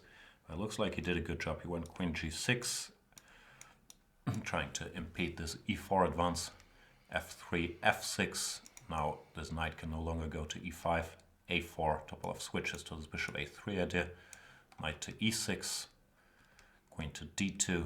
Looks like drifting a little bit. H5, also a nice move, securing the F5 square for the knight, so white can never go G4. Bishop A3, knight F5. And this looks nice for white. For black, sorry. He stopped E4 because now his pawn is hanging. He has his knights well arranged. He can continue improving his position by going H4, for example. Even he can bring the rook to D8 if necessary. So that's just very unlikely that you can prepare E4. Yeah, and Topalov decides to clarify the structure, but this is a very, very committal move if this is what he played. Knight to F4, because now you're stuck with this bishop hitting thin air. It looks like a nice diagonal, but there's nothing to do on this diagonal, while the white pawn structure is pretty bad, so I think it's safe to say that Vichy is a bit better here. H4. This knight is good very knight, well bad placed. bishop, and Vichy can push with the black pieces. Yeah, you could even simplify if you wanted to take some rook e8 when it's clearly white that's fighting for a draw. Interesting stuff, and it looks like Topalov's worries continue while Vichy is being Vichy. At one bad game against Karjakin, but else he's playing a very solid tournament. Untouchable in the opening, putting pressure with white. And I wouldn't be surprised if he manages to grind out a win here, because it's also not in Topalov's style to sit passively, defend such a position, while there's very little alternatives. And yeah, probably a textbook game that deserves closer study. Like, I kept changing my opinion. First I thought black was fine, then I thought white was fine, but Vichy seems to have done things very precisely. Maybe you could make a case for queen takes d3 to avoid the plan played in the game. Leave this knight as a nuisance here. Yeah, it seems to be nice on E5. Maybe it's a bit weird to remove it from there. Yeah, because after what happens, knight f4, this is the position they seem to have on the board. Takes, and Vichy's indeed played rook to e8. Oh no, sorry, rook is already on e8. Now it's black's move. h4 looks natural, so does exchanging a pair of rooks. Black is better, and he can press without any risks, which should be to Vichy's liking. Once again, I think Topalov would love to switch boards with Karjakin and make him sit here and equalize easily. Yeah, Karjakin. Well, I don't think Karjakin would be happy here, but it's not happy, more but experience. yes, we believe in Karjakin's defensive capabilities. What about his game now? Because we have seen that this is a mess, this position, after h5, g5, h5. And what happened since is that queen takes a7, queen d7, queen a3, h4. Yeah, logical move Hikaru is pawn. stopping white forever for going for this. And maybe also intending to play h3, because wherever this bishop goes, it would pretty much be buried there forever, be it h1 or f1. So it still feels very unpleasant for Peter. He has to sort of ignore the fate of this bishop and try to gain some activity elsewhere. Queen c3, push d4, d5, maybe a4, a5. Computer's not too worried, says it's equal. I don't like white's position from a practical perspective at all. But there is still a lot of chess to be played. Good news for white is he does have an extra pawn, and at least he does have a plan to push his pawns up the board. But this bishop is not a pretty sight. I would also not pick white here. Unfortunately, this seems to be really unpleasant, no matter what the engine says. Yeah, we'll see. It's highly complicated though, and with Karjakin, he's better at making natural moves in equal, slightly worse positions, while this is super complex and no That's known true. structure, so we could argue that maybe the position doesn't suit Karjakin as well. That's why it would be perfect if they can switch with Topalov. Yeah, probably Topalov would be very excited to get this position. We shall find out. The most exciting position to me is still the Caruana Nakamura game, where Caruana now faces a big decision. Does he want to touch his queenside? Does he want to go c3? Does he want to go d4? Does he want to go gf6? But gf6 is not a logical move because then this queen enters this diagonal. I don't think that's what he wants. Knight d2 is a move that I'm also curious about, because if knight b4, then I would just go knight e4. My pieces would be perfect. This pawn defended. While if bishop b4, if I can, I think, yeah, I can just put the knight here, cover the c3 square. This also looks sort of winning, so after knight d2, black would have to react instantly, probably try to open this diagonal for his bishop by going e4. That's a nice idea. Maybe it's not working, but black should try. Yeah, because this seems like it backfires, because now black gets in. The same all his motive. dreams. And winning. So instead of knight takes e4, what shall I do there after e4? We'll probably have to Just go to d d4 now, takes or but then I'm not sure if knight d2 was as brilliant as I thought, because now after, let's say, bishop b4, I no longer have this square, Yeah. so it's a little more messy. Yeah, that has to be his idea, because whenever a white knight arrives on e4, then black can more or less resign. But I guess knight d2, e4 still gives counterplay. That's an unpleasant move because you cannot capture it neither with the knight nor with the pawn, and as you said, after d4 there's no e4 square for the knight. Right. So I do prefer your move, c3. Yeah, it's not an easy move to make, though, because you hate weakening the site where you're being attacked, but it seems like it does work. And now there's some differences after knight c5, knight d2, e4. Let's say d takes e4. There's no check on this diagonal, so it seems like white has everything under control. Still, it feels a little weird to play this move. I'm very curious what Fabiano's gonna decide on here. It's time for a cyborg move here, I guess. d4. Possibly, yeah, but it's also a strange move to make because you're activating a bunch of the black pieces. The lines seem to work. Yeah, ed4, gf6, queen f6, queen c4 check, and white comes first. But it's all very, very calculation heavy. I'm also curious if he will play c3 or d4, any of these ng moves. Yeah, knight d2 is a move you want to play, but since e4 is forced, he's gonna anticipate that and probably decide against it. We'll keep you posted. We have an update on the time situation thanks to a tweet. It's Nakamura 18 minutes against Fabiano Caruana's hour and 8 minutes. Yeah, Caruana played quickly, probably quite deep preparation. And if you choose this line with long castles, which he did in a known position, the first thing you check is, can the guy checkmate me with b5, a5, a4? So he probably was very ready for this turn of events and knew it for a long, long time. We know he's a hard worker, Fabiano. And also a fan of Prison Break, that's what I learned. That's right, Game of Thrones and Prison Break, chipping away at his Berlin study time, but doesn't seem to hurt him today. The Aronian Giri game remains equal. Giri can now go c5 if he so chooses to simplify further. Yeah, we'll keep you posted should something dramatic happen, but we're still assuming it's gonna end peacefully.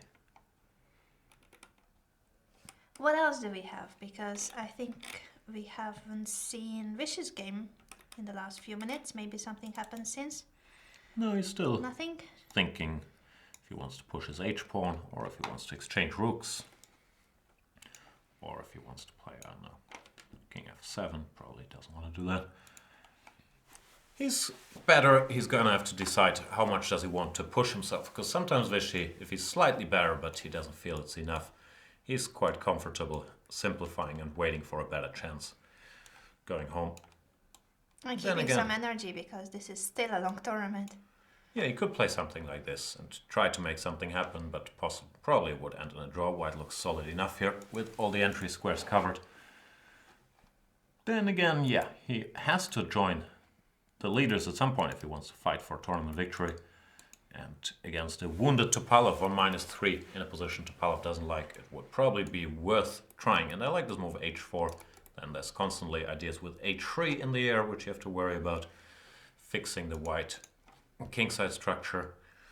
And if Topalov now decides to simplify, let's say takes, he's not in time to go rook e1 because d4 is still on priest.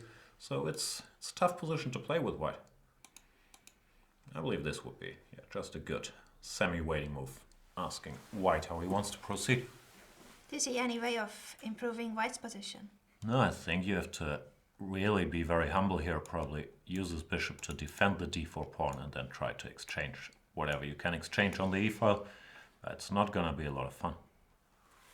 But yeah, there's no active plans for white at all, so you have to sit and wait. That's not something that Topalov will like. No, I guess not.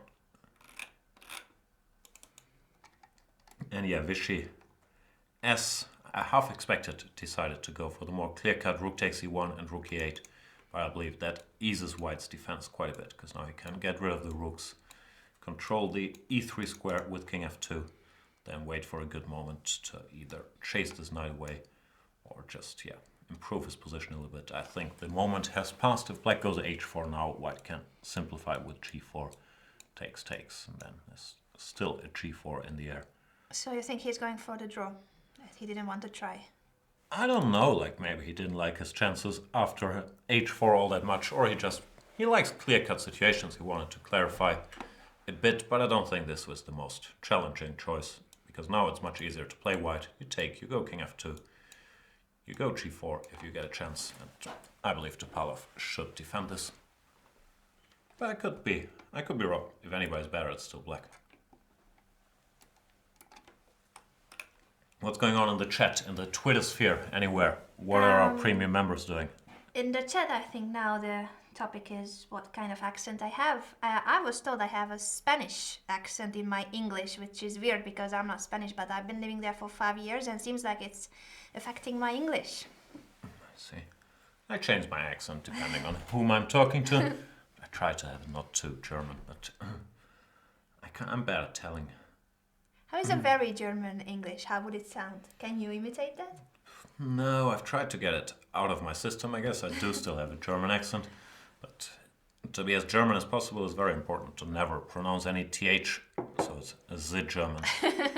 But, no, I'm not good at it, or probably I'm better at it than I would like to think. I think among the participants of the candidates, Anish Giri is very good at imitating accents. So he usually makes very funny imitations of other players. I think he could do stand-up comedies. Levon is great at it. Levon's Also, Leko impression, my dear friend really? Peter Leko, is fantastic. Anish does very well the Maxime Vacher-Lagrave accent. Yeah, all these guys, they are so multilingual that it comes easy to them to pick up what's going on. Yeah. Especially Anish. What does he speak? Like Russian, English, Dutch, probably some German, some Everything. Japanese. He speaks everything. Yeah. And also their sense of humor, of course, is very good. All these players are entertaining people. Peter Svidler has been entertaining us on the chessboard, but probably more so than he would like. Queen c3, bishop f5. Karjakin decided not to go h3, which might be a good decision, because later on, if things go wrong, this bishop, at least in some lines, could hope to pick up this pawn, and it doesn't run away. White is not going to play h3. Being said, I think he has just played h3. Oh, that's how it goes. I say he's not going to do it, and he bangs it out. Why though? What kind of move is that? Why can't we I take think he was just serve? worried about his bishop, and he prefers to give back the pawn but get rid of his bishop. But now what about his king?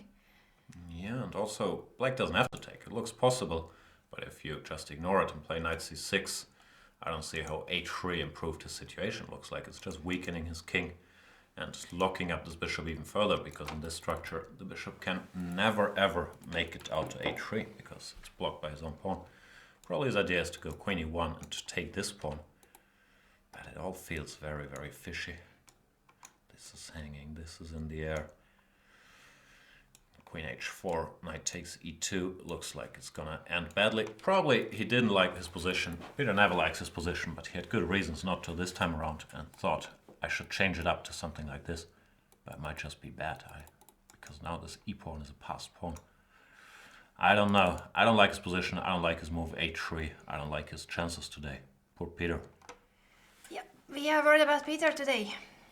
Just like, actually no other day we were worried. Were we worried any day? Yeah, well, against Vichy. Yeah. But most of the days we were really happy about his position. Like yesterday, we thought that he was just winning. So it's a bad day for Peter fans like us.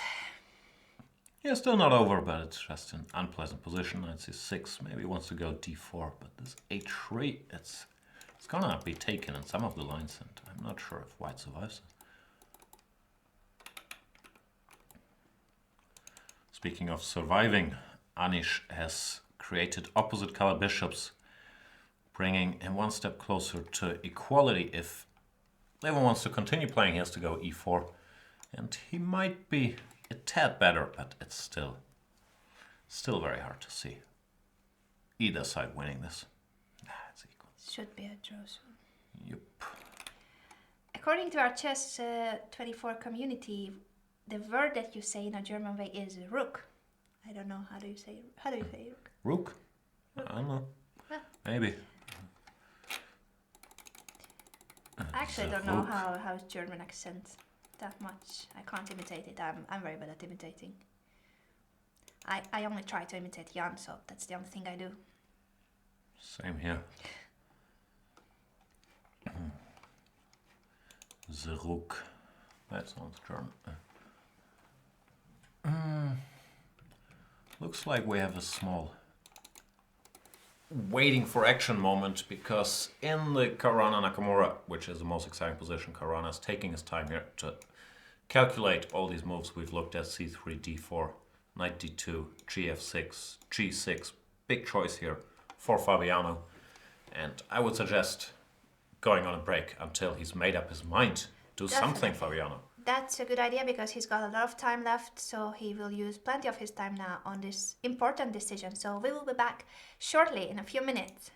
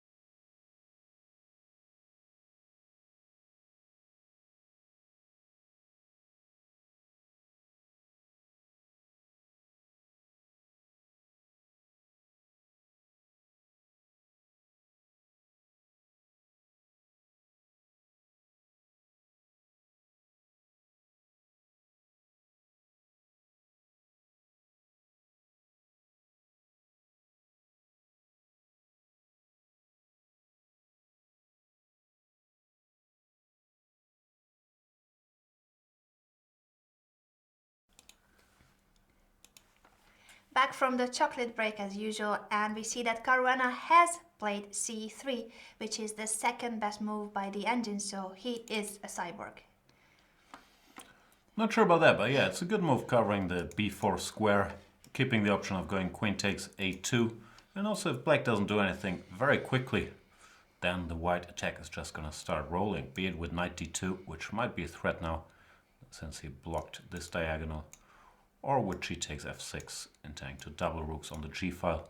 It's a very dangerous position for Hikaru Nakamura, who has to handle with great care. There's been a lot of action on the other boards.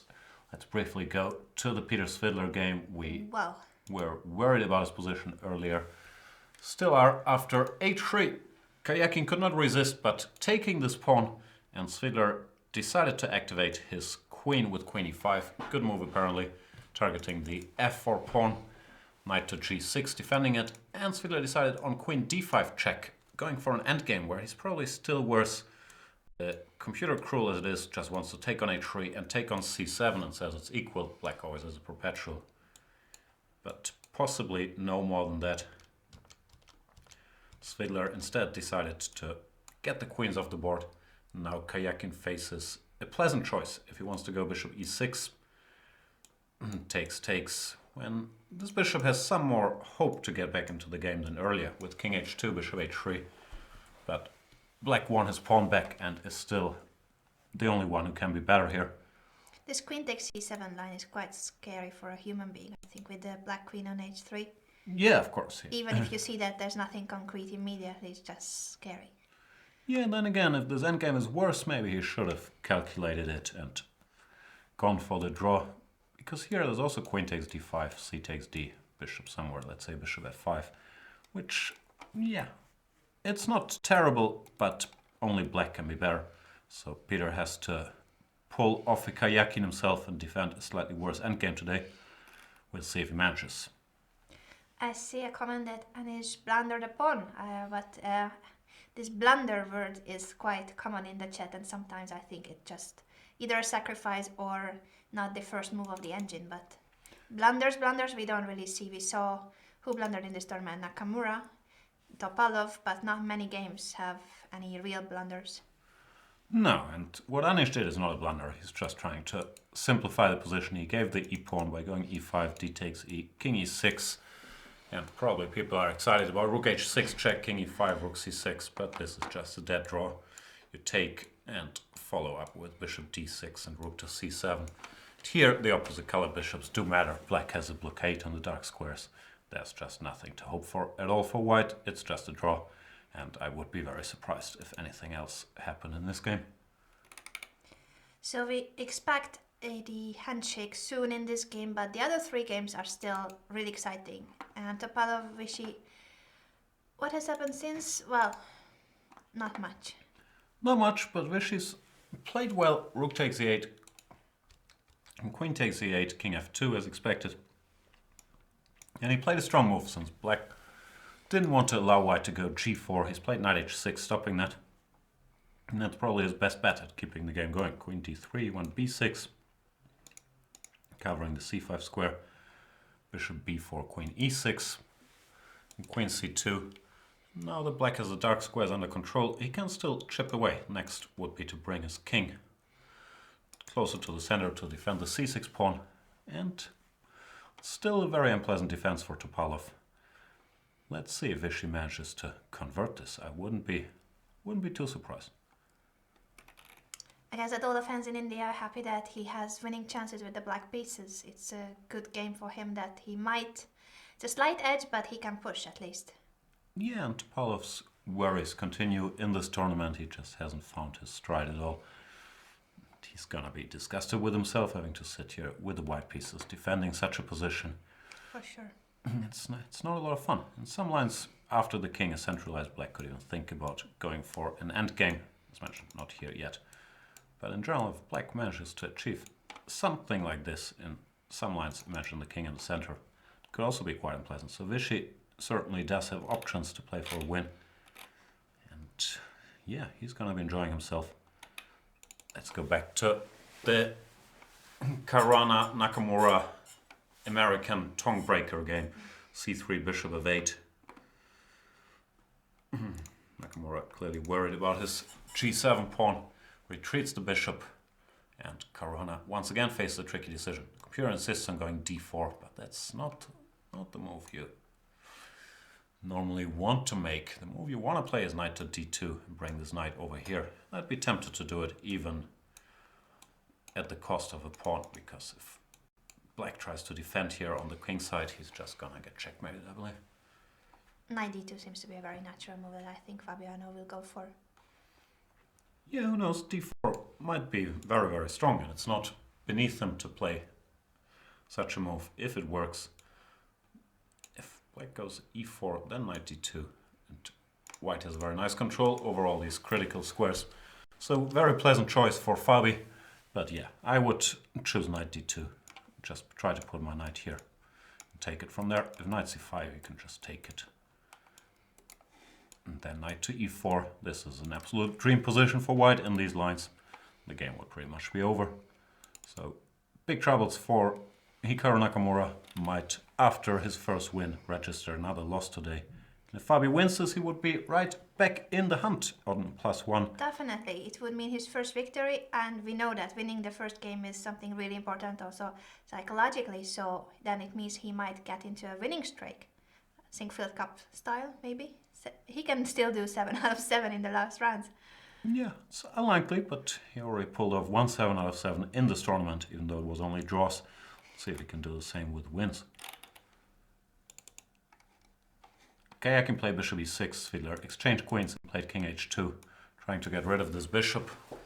Yeah, the computer still gives black an edge. I'm not sure if it's so bad, really. If you manage to get him bishop h3, exchange his bishop, then push a4, a5. It does not look too bad to my untrained eyes. So Peter Svidler is still in it. Maybe not to win it, but to draw it at least. So you think that maybe for a Karjakin it was better to wait with this bishop takes h3 and keep the tension? I would guess so. Like, it's tempting to grab this pawn, but as I said, knight c6 felt very, very unpleasant for me. Yeah, heading to d4 with the knight and just saying that. d4. Now maybe you can take because queen can no longer be activated. Yeah, it's hard to say, but it feels like Peter might be somewhat back in business. At least he doesn't have to worry about this bishop being buried alive, because at a high price he managed to find some airspace for it. Knight d2, f g5 is on the board in the Caruana game, and I'd be very surprised to see anything but knight to e4. When h6 is mentioned, runs into h4, and white just steamrolls the king side. So Nakamura would have to do something else. Computer says queen d5, at least. I'm trying to create some counterplay. And yeah, still ain't over. Tricky choice for white if he ever wants to take this pawn on a2, because it's nice to hide behind these two pawns as well. Let's say rook b8, rook b1, but if white manages to defend here, not having to use all his pieces, then sooner rather than later he's gonna do bad things on the king side, rook g5. So this still looks very, very nice for white.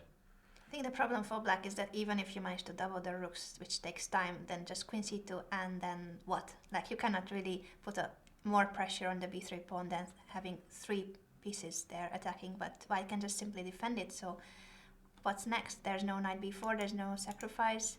No, you probably have to go after the d3 pawn. If white had to go here, then white all of a sudden is a little passive. He might still be better, but now at least there's no immediate checkmate. So maybe you can consider something like this, but black gains some breathing space. All the positions are unpleasant because the black pieces are just way worse than the white pieces. So his pawn structure is quite horrible. Yeah, even though he's a pawn up, it doesn't really feel that way.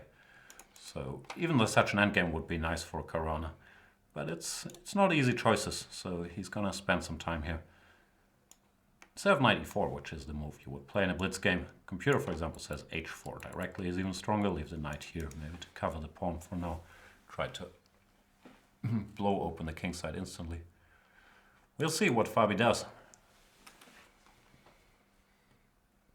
What else is there to talk about? Levon is thinking here how to create any winning chances. He's played king e2. Not rook h6 check. Well, at least he wants to keep the rooks, but... Yes, he wants to give a check here, but it's all very, very equal. And also, instead of king takes e5, black could play a move like c5, solving the problem of this weak c6 pawn. Should end in a draw. Anish did take on e5, rook h5 is on the board. And a bit of a decision how you block this check. Bishop g5 is possible. Rook g5, if rook h7, rook c7 looks a little passive, but might also be possible. So you still have to be a little careful with black, but it's very unlikely. He won't handle with care. So this is now, they've been playing for 3 hours. Yep. That means that, are they any close to being in time travel already? If they begin with 100 minutes, I'm so bad at maths. We don't know the exact clock situation, but the time control is in 1 hour, so I don't think there's any crazy time trouble just yet. Maybe Nakamura, because I think he was already on 18 minutes. Maybe half an hour ago that was announced, so he might get into time travel soon, but the other boards, as you said, it should be still okay. Yeah, it's a tricky decision. He's been playing quickly out of necessity, and Fabiano has to take all the tough decisions here, what to do. Knight e4, rook g5, h4, all moves look tempting, so he's gonna catch up a bit on the clock, but it might be rewarded with a victory. In the Vichy game, yeah, it's gonna be a slow process. He's put his knight back to f5, probably, and decided at this point white wasn't ready for g4 since d4 is hanging. So it's just maneuvering back and forth. Queen t3, I wouldn't be surprised if he went back. Just to stop I g4. think he played g6, at least that's a comment in the chat. Also possible. If g4, I don't know, maybe he doesn't mind it. Maybe he wants to keep regrouping. Go knight g7, f5, knight e6. But I'm a bit surprised if he really allowed this. It felt more natural to leave the knight on h6 for now. Maybe And you thought try that he bring would the need to king move over. it sooner or later. But first you would bring the king to d7 and then you bring back the knight. That's your plan. Yeah, but whatever you do, black is a little better. I'm not sure what's going on in such a line. That seems like the computer doesn't approve of g4, so probably Vichy is trying to provoke it. Here he would have a new target in form of the f4 pawn.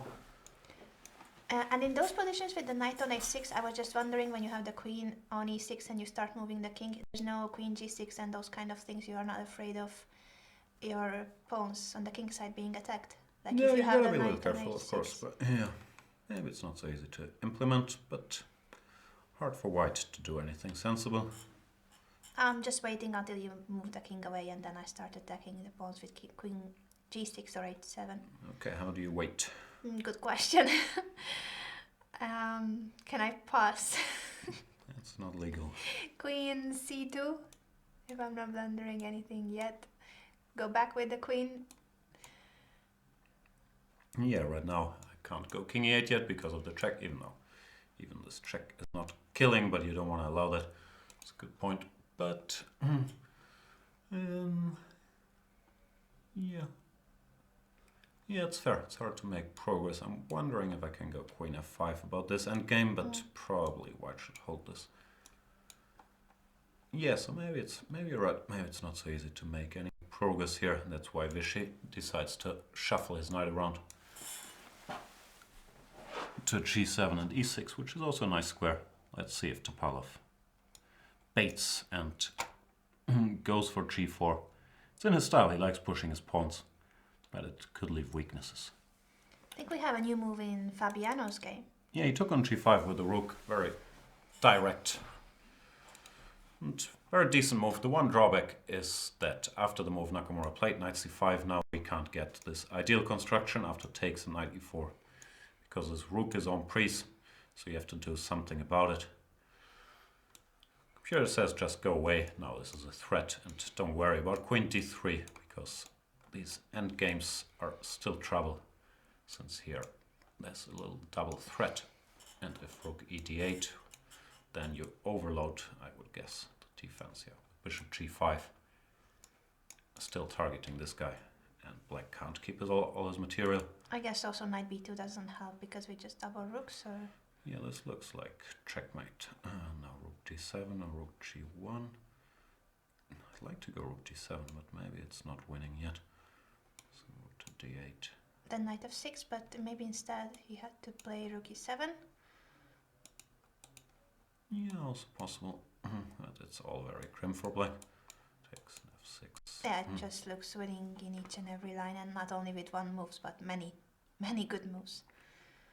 Yep. No, it's trouble. And after knight b2, yeah, rook dg1 also looks very strong. It's just a bad position for Hikaru. But there will be nerves, and rook g3 might not be such an easy move to make, even though it's very, very logical. It's threatening this, and if you can calculate that knight d3 or queen d3 don't work, which they don't seem to, then black is really in a desperate situation. I don't see what to do, frankly. This is really unpleasant for Nakamura. No time, bad position. People are talking about his #1 rank in the US, which is already not #1, but they are saying that his Twitter states that he is still #1. Of course, it's not. I guess this is not his priority to go and update his social media profile and say US #2. No, Still a probably great not. player. Then again, it would probably get updated quicker if he made the jump from #2 to #1 than the other way around. But I'm not sure how much he or anybody cares. Who's the current US #1? These guys are so close together. You think that Hare Krishna updated his Twitter when he went up to #1 in India for a day? I have to admit, I don't check his Twitter much, but... I don't know if he has guess Twitter, not. but everybody here was talking about after Rishi's lost to Sergei Karjakin that he went back to #2 in India. Hare Krishna was leading with 0.3 rating points, serious difference. Yeah, still, of course, significant, because Vishy's been the #1 in India for like 50 years. Yeah. But if he wins the candidates, I'm sure he doesn't mind, even if he falls to #10 during the process, which is sort of unlikely. People are getting excited about Peter's position. Maybe Caruana, no, Karjakin, all these cars has given him some hope. Bishop h3, the bishops are exchanged. Could have left them on the board, but Karjakin took and went rook to a3. And now at least the computer is changing its preference and says that white is fine after c5. Which looks plausible now that, yeah, this knight is strong, the bad bishop has disappeared. Maybe Karjakin just felt uncomfortable with such a good position. He's transforming it into a slightly worse endgame, which he can then defend effortlessly. Oh yeah, this should still be sort of drawish. c5 hasn't been played, but just to show some lines. Something like this, because of the weakness of this pawn, black should defend without big trouble. Yeah, and if he manages to get an e3 pass pawn, then it's dangerous. Yeah, no, you can't give that up. You would have to go knight c3. But Peter's played differently. He's gone... What has he done? Rook dc1, rook a8, rook c2. Just keeping everything defended. Yeah, he's no longer worse. No reason to be worse here. Can eventually push, but with the weakness of this a2 pawn, I also don't think he can really be better. After having such a bad bishop on g2, I think this is already a relief for Peter, this position. Yeah, absolutely. He must be enjoying himself compared to earlier. But it's still very, very hard to play. Endgames against Sergei Karjakin, so he gotta keep his guard up. Soporiferus, if I can pronounce that username correctly, premium member, is asking for some clarification on the plan that you showed in the Caruana game. He's asking this d4, knight d2 plan, and if the reason, because it was stronger, is that there was no knight d5 and you can double rooks on the g file. Yeah, that's what the computer says. This d4 move, I don't think it's a move you consider all that much, because it feels like it's opening the position a bit in black's favor. But yeah, I guess the point is after e4, knight d2, You eliminated knight c5 or any c5 related action. And the position is very bad for black, but I'm not surprised at all that Fabiano went for the immediate knight d2, which is much easier to play. Just put the knight here and try to checkmate. Even like this, he could have played knight e4, avoiding knight c5. Just maybe he was worried about h6. Yeah, I guess he was more concerned about queen d5, and we've looked at this, it's becoming a little awkward to keep these pawns, but even this was good for white.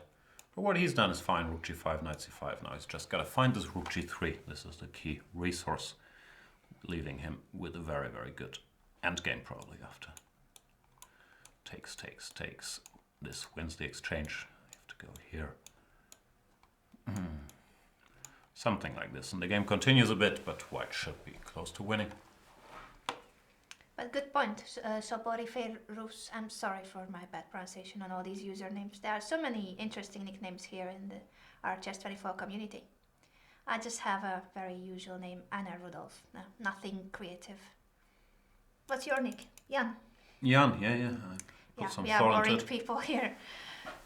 Rook g3 is on the board. Caruana played the strongest move, and now it's go time. I don't think Nakamura has any choice but taking on d3. If you allow bishop c5 and knight e4, you can just resign because you're going to get crushed on the king side. So he has to take and play this endgame I just showed. And Giri decided to block the check with this bishop. That's the most exciting thing there is in this game. Oh no, he's actually sacrificed a pawn with rook d8 on the last move. Rook takes c6. Well, it's more of an exchange. King takes e4. Yeah. Verdict is still the same. Black has to be a little careful not to run into any trick, but it's a draw, and it will end in a draw. I see a question by Miktal regarding quantum chess, because I recently played against the developer of quantum chess. If you have seen this video, have you seen Stephen Rudd facing... No, I must sorry, admit I Paul haven't. Rudd facing Stephen Hawke, and I'm messing up the names. It's a really funny video, and I like the idea of this quantum chess game. That is, he was stating that it's not because he thinks chess is boring. He likes chess as a game, but he just wanted to make quantum phenomena be accessible so that we can experience quantum phenomena with a game that we already know. So you know the rules of chess, and you are just experiencing this quantum physics happening on a chessboard. So I think that's really cool because my physics is just really bad. Interesting game. You should try it. Yeah, I'm sure. I have zero interest in physics, but I'll check it out. That feels like smart stuff with numbers. Not my well. Peter's played 34 d4. That's as far as my numbers knowledge goes. Taking the e5 square away. Yeah, if anybody's better, it's white. I don't think it's serious, but it's a pleasant turnaround for him, who's no longer having to think about what to do with this guy that was buried alive, because he managed to exchange it by playing h3, tempting Karjakin to take the pawn. I think Karjakin should have avoided. For now, the big decision is with Hikaru Nakamura sitting on -1 after his win against Topalov and his 2 earlier losses. Not a great tournament for the US number 2. Yeah. But it ain't over. I'm seriously worried about Hikaru, and there's no Hikaru pawn push here, but still it's worrying, this g-file, open g-file, and the whole position. As you said, even strategically it's a bad position, so it's not only about giving him mate, it's just that his pawn structure is also really bad. Yeah, I can't figure out what he's thinking about, because if you can't take on d3, it really is resigns. Bishop c5 and knight e4, maybe he's contemplating something like e4, but even here bishop takes, and one problem is if e takes d3, Zwischenzug, you go queen g4, bishop c5 doesn't work due to queen g7 checkmate, so you would have to capture, and now knight takes e4. It's pretty much the same story, there's just not enough play, and you will get checkmated. So once again, I do believe he has to take on d3 with the queen. If he takes with the knight, then he ends up self-pinning knight e4, followed by capturing it. Can't do that. So this is forced. This is forced. This is forced. Knight e4 is the idea. And it seems like knight f4 is also forced. We've looked at knight b2 or rook d8. Both didn't really seem to work. So they're gonna end up here. When, yeah, at least black activated his pieces, but it did cost him in exchange, and doesn't feel like black has serious hopes here. Rook d7 if the rooks are exchanged. Even such an endgame, I guess, should be winning. Even the queen side pawns will just drop after king a2 and b4. How do you just... I mean, all the pawns are weak.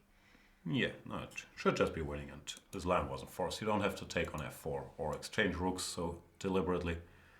That would be a big surprise if Nakamura could avoid a loss here.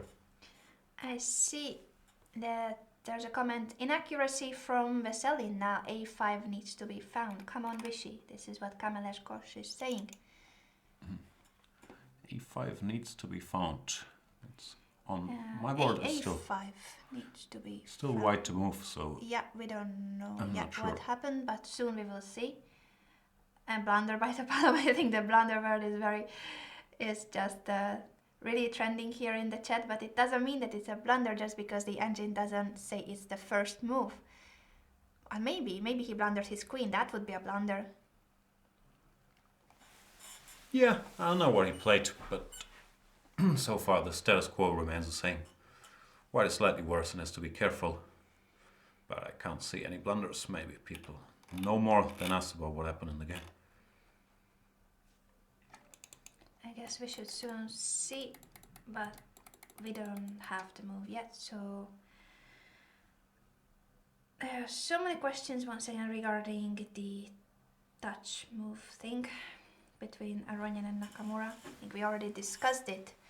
Maybe what people are still asking, have you seen the interview with Nakamura about the case?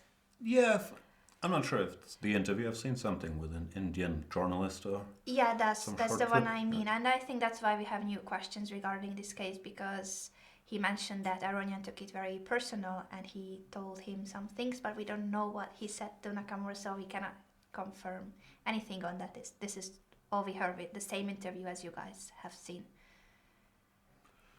Yeah, I don't know. Like, I understand Aronian was upset in the situation. If your opponent touches a piece and then tries to not move it by claiming a later Jadoub, in the heat of the moment, a lot of stuff can happen, and probably was more of a reflex by Nakamura. I don't know what Levon said, but I wouldn't be surprised if it upset him a little bit, because there are rules. You're not allowed to touch a piece and then say Jadoub later.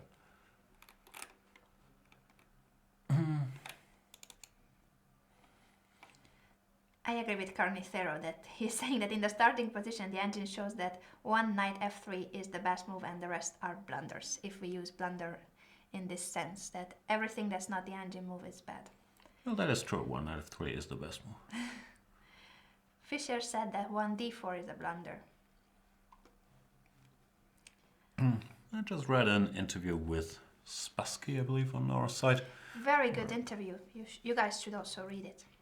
Yeah, he said he was discussing the first moves with Fischer, and in the end they agreed that d4 was better than e4 because the pawn on d4 is protected. So Yeah, that's very deep.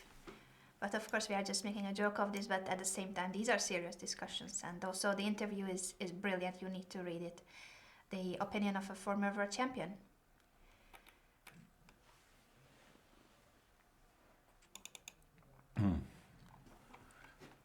not sure if either of these guys will be a future world champion. Levon Aronian looks like it's headed towards a draw, but now with Karjakin no longer being better, a draw would at least keep him in the lead. And I wouldn't be too surprised if, with 3 co-leaders after today, Vishy manages to grind this out. He would join them on +2. Karjakin, I believe, is going to stay on +2, most likely to draw. And Levon Aronian's game is also going to end in a draw. So it could very well be that Caruana joins the top group by moving to +1, and 3 guys are on +2. So the field is drifting apart from each other a little bit. Are you announcing a chocolate break because you summed up everything? Or just... I'm always fine with a break. Looks like we're waiting for a Nakamura move. Definitely. Who's That's why trying I to- was surprised that you are already announcing one. He's trying to convince himself to go rook queen takes d3, or to not go it. Either way, it's not going to be a lot of fun. In the meantime, there are some serious questions. Jan, have you tried watching cricket with Svidler anytime? I've never watched 1 minute of cricket in my life. Like when we're hanging out, normally he has his laptop and there's some weird window with cricket going on. But no, I haven't followed that game at all. How about the other way around, basketball, together with Peter? I don't know. I think he ignores my basketball too. But if it's my house, I just put it up on the big screen and he has to watch his cricket on the small screen, so he doesn't get Super GM treatment. He probably had to watch a bit. Naka, under 1 minute. Wow. I think we should stay here until they actually make the next moves, because they are on move 25 only. So with 1 minute, you have to make 15 moves. Well, they do get increments, so you get 30 seconds per move. That's true, but this is not really the position that you want to blitz out. Well, it's not the position you want with any time control. It's just lost, so it's more or less agony, whatever he does. And yeah, I don't think it can be saved, even if he had 2 hours here. I agree that maybe what would matter here is that Caruana has time. He needs to find the best moves and win the game. He cannot just ruin it like the other day against Topalov. No, but it looks like this is forced, and this end game is... This should be pretty easy for Fabiano.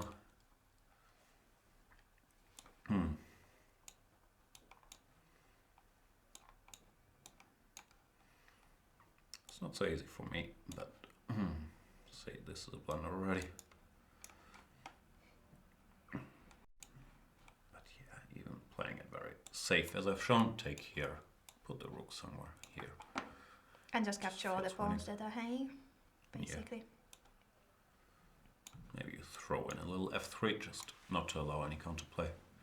Nakamura's played e4. He probably understood this endgame was lost and he has to try something else. But the problem with e4, as I've shown, is bishop takes c5 and et3 doesn't work due to queen g4. So you have to take, and now knight takes e4. It's a little better than with the pawn on e5, because at least your pieces get some breathing space, but it still looks pretty hopeless. Just look at this king.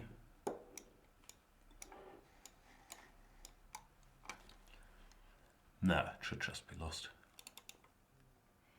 I think what the Topalov blunder was an inaccurate move, and I think we should have it already on the board, and that's where people want to see Vichy going for a5. Okay. But I still don't understand it. No, me neither. Vichy could have gone a5 at any moment. I don't think he wants to, because he wants to keep the option in reserve to go c5 later, and that's going to be much harder to do with the pawn committed to a5, like wherever the bishop goes.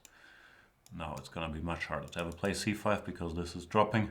Was it better a move before or where a5? I don't understand why people want to play a5. I don't know. Well, g3 in that position, no, but there's never nothing. I mean, a5, I don't think it was ever a blunder. Yeah, it must be just the usual thing that the engine says a5, but it's not winning anything. No. I was a bit curious about this, but I guess black is still in time. White is still in time to organize enough counterplay here. Because if the black queen could enter the white position, would be good news, but here it seems like white is active enough. So back to the drawing board, knight f5 for... Yeah, it's not the position which you can win in 2-3 moves. It's more of a back and forth, waiting, hoping for some idea. Knight e6 you would like to play, but it runs into f5, takes queen h6, which once again gives white more activity than he deserves. So I'm not sure what Vichy's going to do. Maybe he's going to play a5, who knows. Could go queen h3 as well. But you don't want to allow this activity. No, still within the realms of a draw. Yeah, according to our community, Vichy did not play a5, but went for king g8. Yeah, that's a more normal waiting move, eliminating the option of queen e7 check, so now you can think about knight e6 or think about queen f5 followed by knight e6. I guess Topalov should go back to stop queen f5. We'll see what happens. Summer moves in the Caruana game. Nothing surprising. Caruana did take on c5. Once again, ed3 looks clever, but it backfires because now we cannot take here. So you have to go for this. Knight takes e4, bishop d6. And this position is pretty hopeless. Caruana has to decide if he wants to go to h3 or to g4. Both look very strong. White just has a huge attack. Rook h3 looks a little more harmonious because it leaves the way open for the queen to join via h5. It's just very, very bad. I don't even see any tricks for black. The only things are very basic, like bishop e5 and you threaten to capture on c3, but these are just nonsense. Of course, Caruana will not blunder anything here. No. Yeah, the white king is quite safe, even if he ever decides to take here. Yeah. I guess you can also move to the attack. Ah, here's some insanity maybe. Finally, we found something for black too. Bit of a random shot, but yeah, this looks like it could give black some counterplay. And it is white who has to give perpetual here. If you have perpetual, well, yeah, perpetual, or you exchange queens. What's going on here?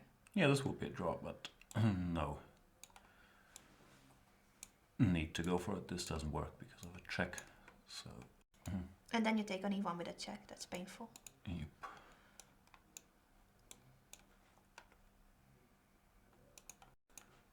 So this would be a draw, but of course it's a very random line after bishop e5.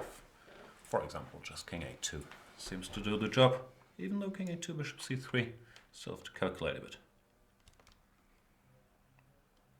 I don't want to play d4, it might be the best move. I don't want to do it because it destabilizes this knight a little. That might just win, we can always back it up with f3. So yeah, still gotta be careful, but the position is so good that it's hard to believe it's not winning. Maybe also leave the rook here. Decision time for Fabiano. Looks like the strongest is to play rook h3 and if bishop e5, d4. But d4 is not such an easy move to make. If it works, however, it's good enough. A question about Vish's position: if it was a pawn endgame, would it win?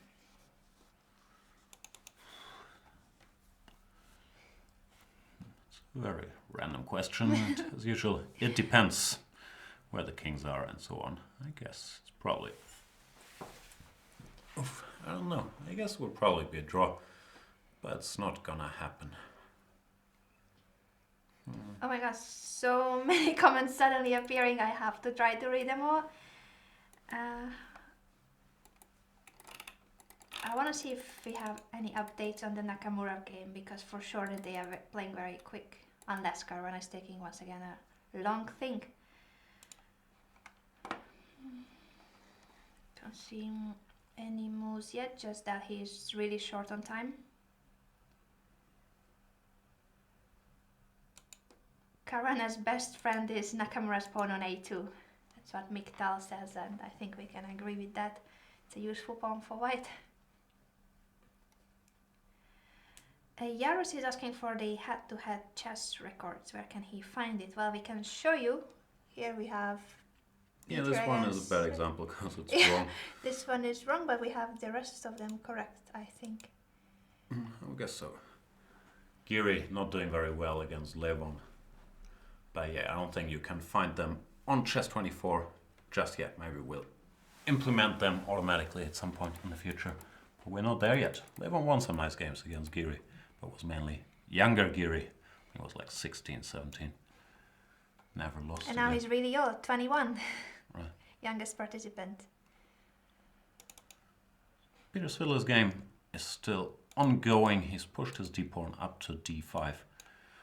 Karjakin went 95, hoping for king takes h4, rook h8 checkmate, but that's unlikely to happen.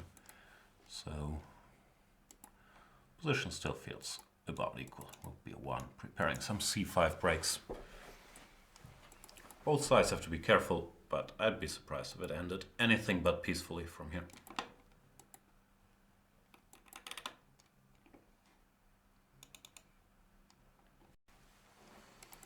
What's Vichy thinking about? He puts king back to h7, which, yeah, safer, but doesn't improve his chances for the endgame. But he's doing this professional thing. He knows he's slightly better, and he knows he can try different things without giving white any counterplay, so he's gonna go back and forth. See if there's an opening here or there. Now maybe black wise to worry a little bit about some plans like queen h3, knight f5, and then trying to make something happen. But it looks like white can withstand even this. No, this game's gonna go on for a while with Vichy trying things left and right, but it looks defendable for Topalov. The Aronian game looks drawn, frankly. Bishop f6 or any move. Equal material, opposite color bishops. Caruana seems to be winning, but he still has to make sure he gets it right here to eliminate any potential tricks. Big decision where to put his rook. The good news is all seem good. This rook g2 is just so weird. I was just like wondering, is it the second move of the engine or third? I mean, rook h3 I can understand, but rook g2 is a bit weird. I was just looking for squares. But he's played rook h3, which is the normal choice. Big news. Still, after bishop e5, we will have to wait for his decision. He might just go d4. I think today he's in cyborg mode. Yeah, it seems very strong. And yeah, this is the one weakness you have to cover. And if the bishop were to go somewhere, bishop f6, then white just keeps improving his position, looking for the final blow. And doesn't look like Nakamura can stick around for much longer.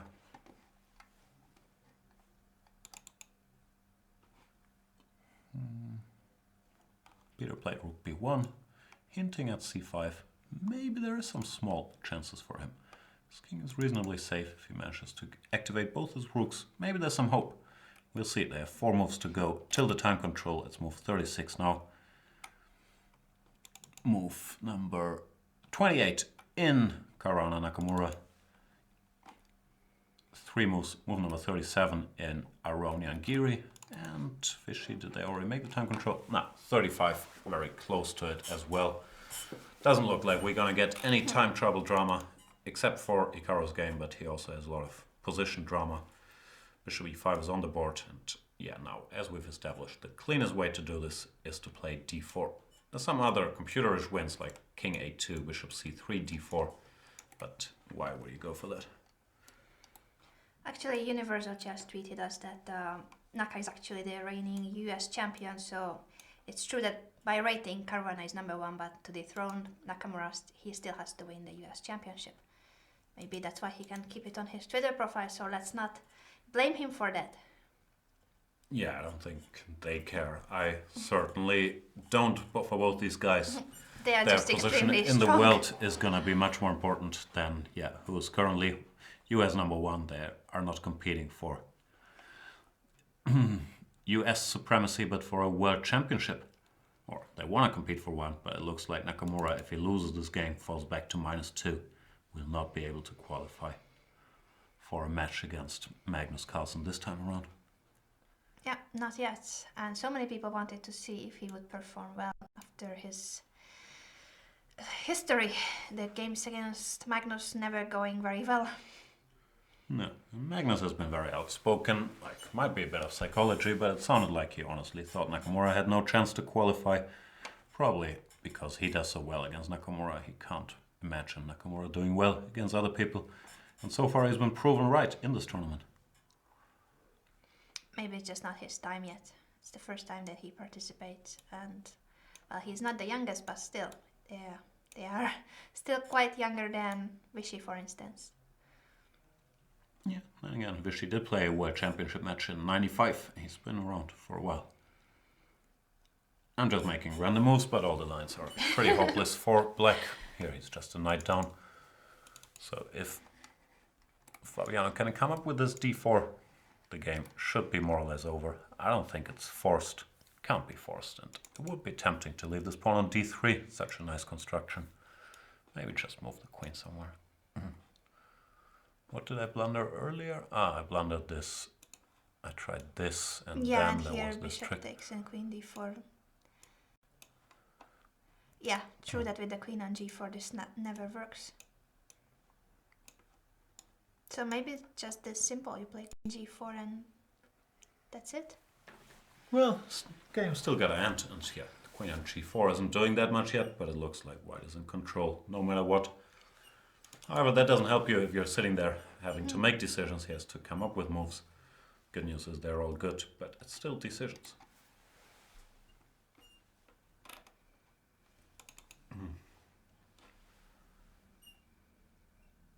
Karjakin taking some time here after rook b1, figuring out how he wants to deal with c5 or maybe d6. Now feels like Peter might have a little bit of an initiative, turned this game around. Doesn't have a strong track record for winning slightly better endgames, and Karjakin has a pretty strong track record of not losing them, but still, he must feel good about himself now. That's true. I prefer this position a lot in comparison to the one with bishop on g2. Yeah, no news here. And Vichy is shuffling around. Wow, Topalov allowed him to put the queen on f5. And went queen c3, but this could be dangerous. Say queen b1. Because if black manages to activate, then the white king can be in trouble very, very quickly. Queen takes c6. I would like to go here, but I guess then there's a perpetual, or maybe it's even losing because of this, and you can't go here. This is checkmate. But let's say check, king somewhere, take here. And this could be pretty dangerous for white. What happened? Ah, Vichy offered the exchange of queens. Oh, right, and he refused it with queen c3. Well, as you said, this is also unpleasant, so it's not something that you want to defend, but perhaps it was better than keeping the queens on the board with this dangerous queen b1 thing. Maybe, yeah. We'll see if Vichy goes for it. And also a little risky for black because he's giving up some of his pawns. And generally he's so active. And I can't picture black ever being worse. Queen c6 and takes, or well, I like this check better because then the king has to abandon the f3 pawn. And here, who knows, might still be a draw. Maybe white is active enough, but it certainly looks scary. Here I give 0-0 as you can see, so possibly it's not. So maybe crushing. queen c3 is fine then. Yeah, but it's going to cost Topalov a lot of energy if he has to defend tactically like that. But maybe he's established. He can answer this with queen c3. And if Anand goes queen e6, he just goes back. The back and forth continues. I wonder if we have any new moves in the Caruana Nakamura game, because it must be going real quick. Yeah, but Caruana still has some time, and he would be correct to take it here to make sure he doesn't miss any last-minute tricks or swindles. So as long as he's thinking, I'm not surprised. Yeah, we've mentioned queen g4 or d4 are the cleanest, just not to allow any tricks.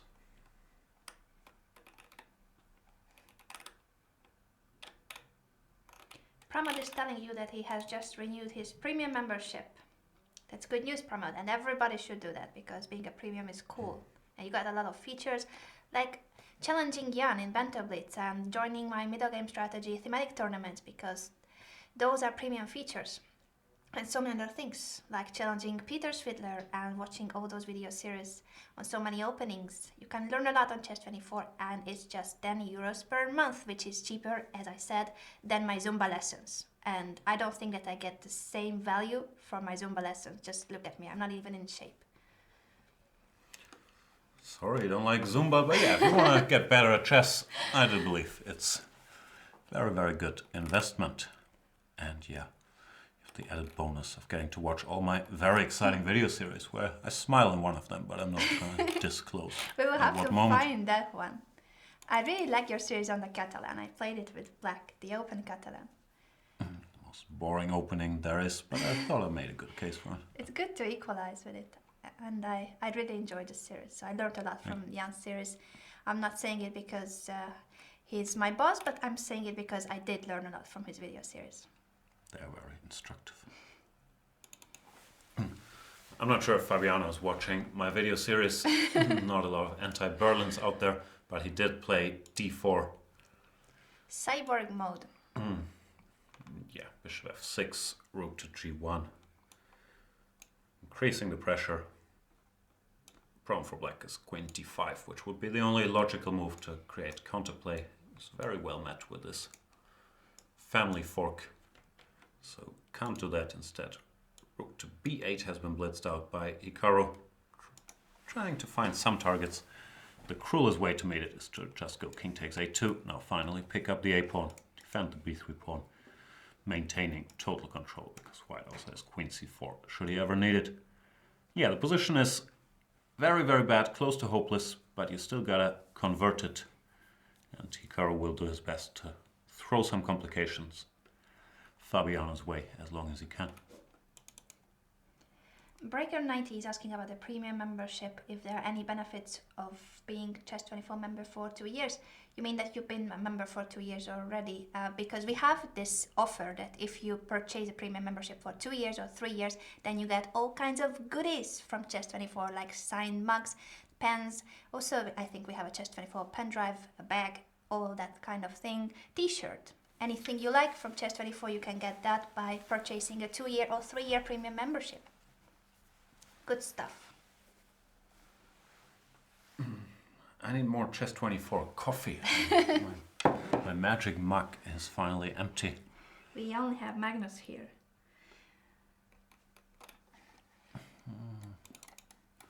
Luke is asking you, what's your next video project? Are you planning any new video series? Well, I still have a lot of ongoing projects. I gotta do part 3 of my Black Repertoire series. I did record some short videos with Artur Yusupov on Live on Aronian, which hopefully we're gonna publish at some point. But I'll be busy. I'm sitting here doing commentary. After that, I will play my annual chess tournament. I'm gonna play the Thailand Open. From Thailand, I'll be going directly to Norway to do commentary on Norway chess with Peter Svidler. So that's an exciting event, and once that's over, it's already end of April, then I'll have a look around to pick up my video project again. So apologies for those who are waiting for the third part of the series. I'll get to it as soon as I Busy can. schedule. For how long have you been playing the Thailand Open? Because it seems like you play every year. Yeah, I've played for a couple of years now. I started in 2011 and I won, so I've been trying to win it again ever since, but I've failed miserably. But it's a very nice tournament. I highly recommend it. So Norway chess with the star commentators Jan and Peter Svidler. Yeah, because Peter has this really ugly excuse of not commentating the candidates now because of playing the event. That's such a bad excuse, I think. I think he wants to commentate the World Championship match, so he chose not to qualify for it, so he can be involved in the commentary. But yeah, it's going to be an exciting event, Norway chess. The Americans aren't playing because it's clashing with the US Championship, and as we've discussed earlier, that means a lot to them.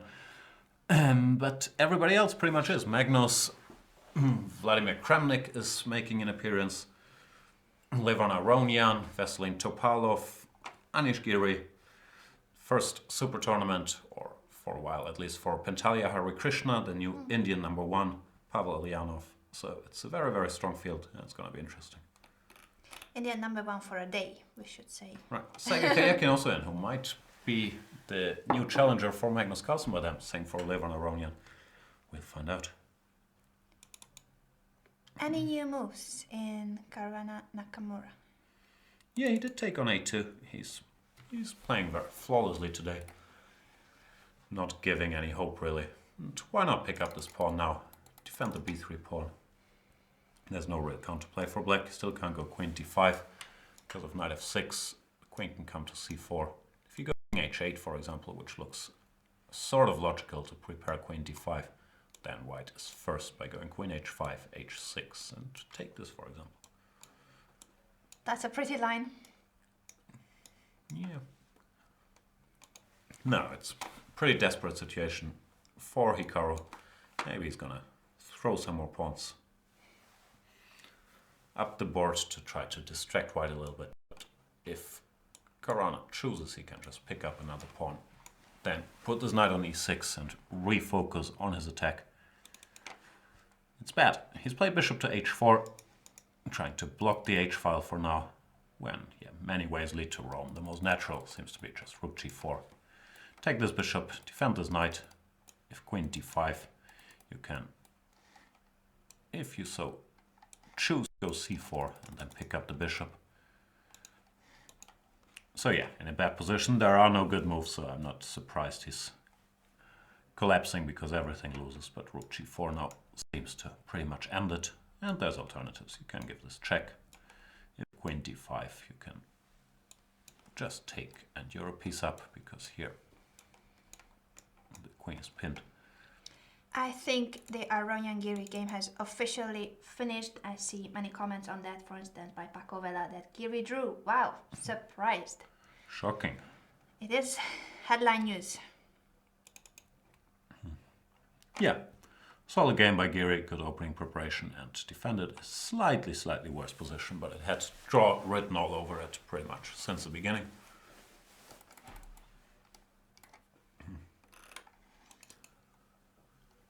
Anand decided not to go for this queen b1 as expected. Queen e6, queen d3 on the board, and the back and forth is gonna continue for a while. This could be a long game. Yeah, we will see how ambitious Vichy is.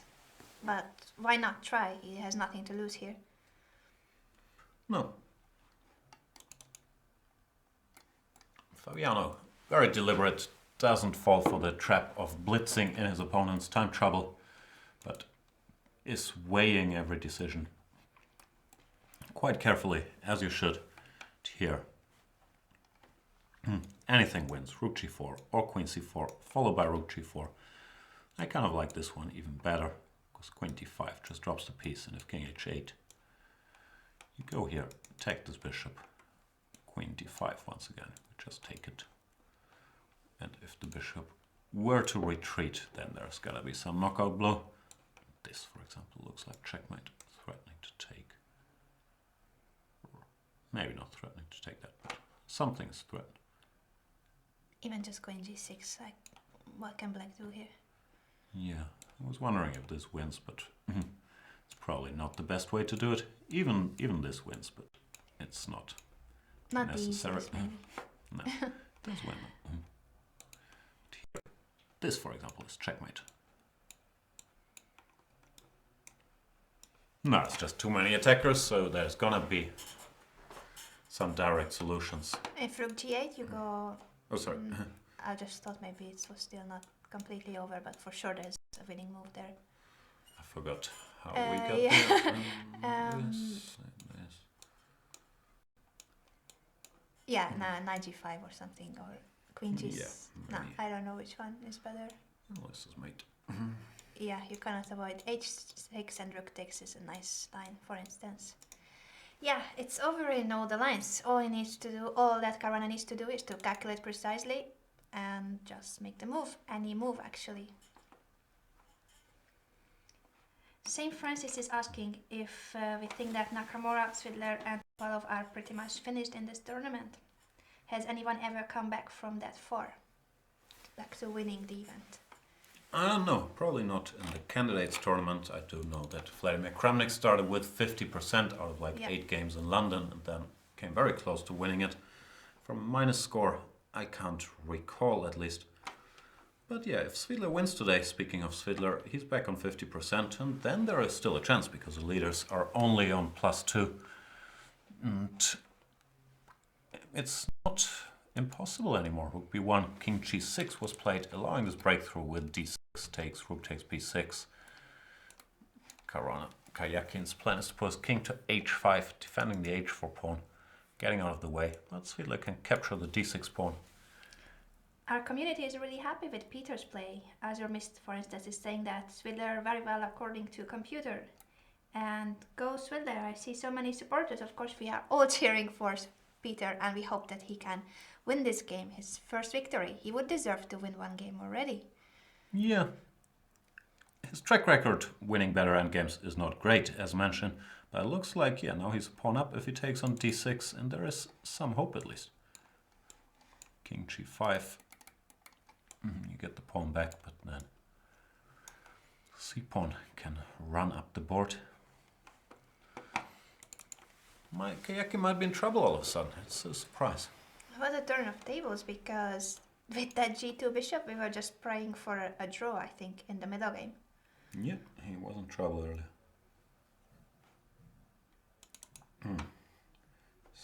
Considering his options here, rook takes d6 is probably less good because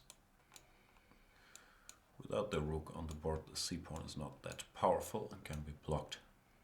So this is nothing special. But if you start with knight d6, king g5, and now c5, this pawn is very hard to stop actually. It's also knight e4 check if needed. Some chances. 2 moves till the time control. I think we should wait and see those moves. And also in the game between the two Americans, all I can see is that they are both in time trouble.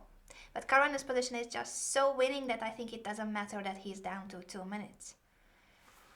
No, he still, has to decide on something because there's still 9 moves to go. Till the time control, he's probably trying to calculate some line till the end, like queen c4 check or rook g4. They both work, but it wouldn't be wise for him to rely on blitzing out the moves solely on increment here, because who knows, if he panics, he gets shocked by some c5 or h5. Things can always go wrong.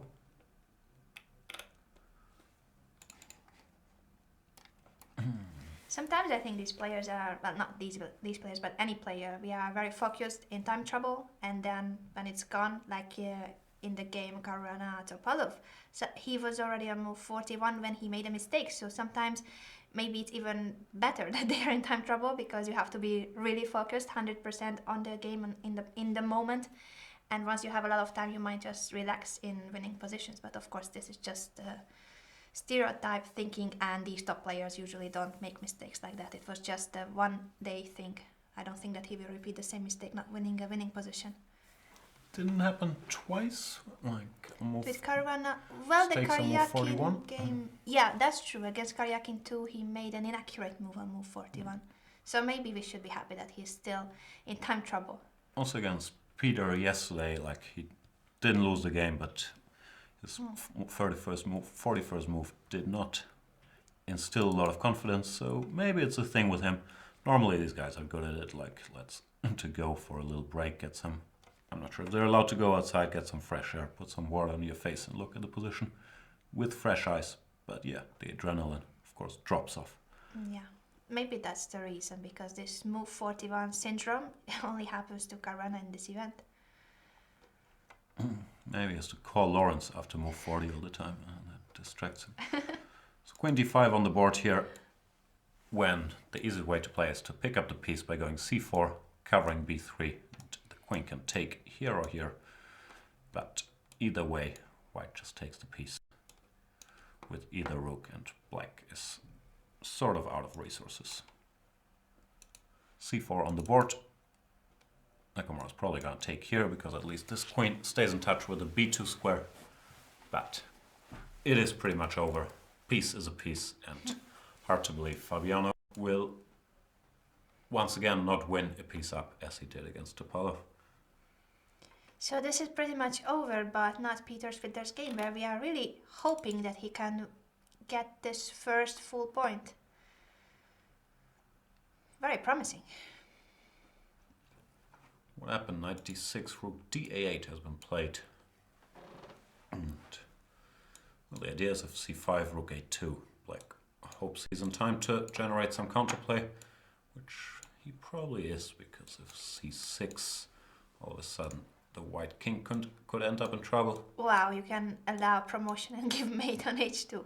Right. Oops. Yeah, this is a very funny position. But for sure that Peter will not go for it. What shall you do here actually then with white? Do you need to protect the a2 pawn? That would be very passive, I guess. Yeah, the computer move, but it is a hard move to play. It's g6, and I guess the point is if takes.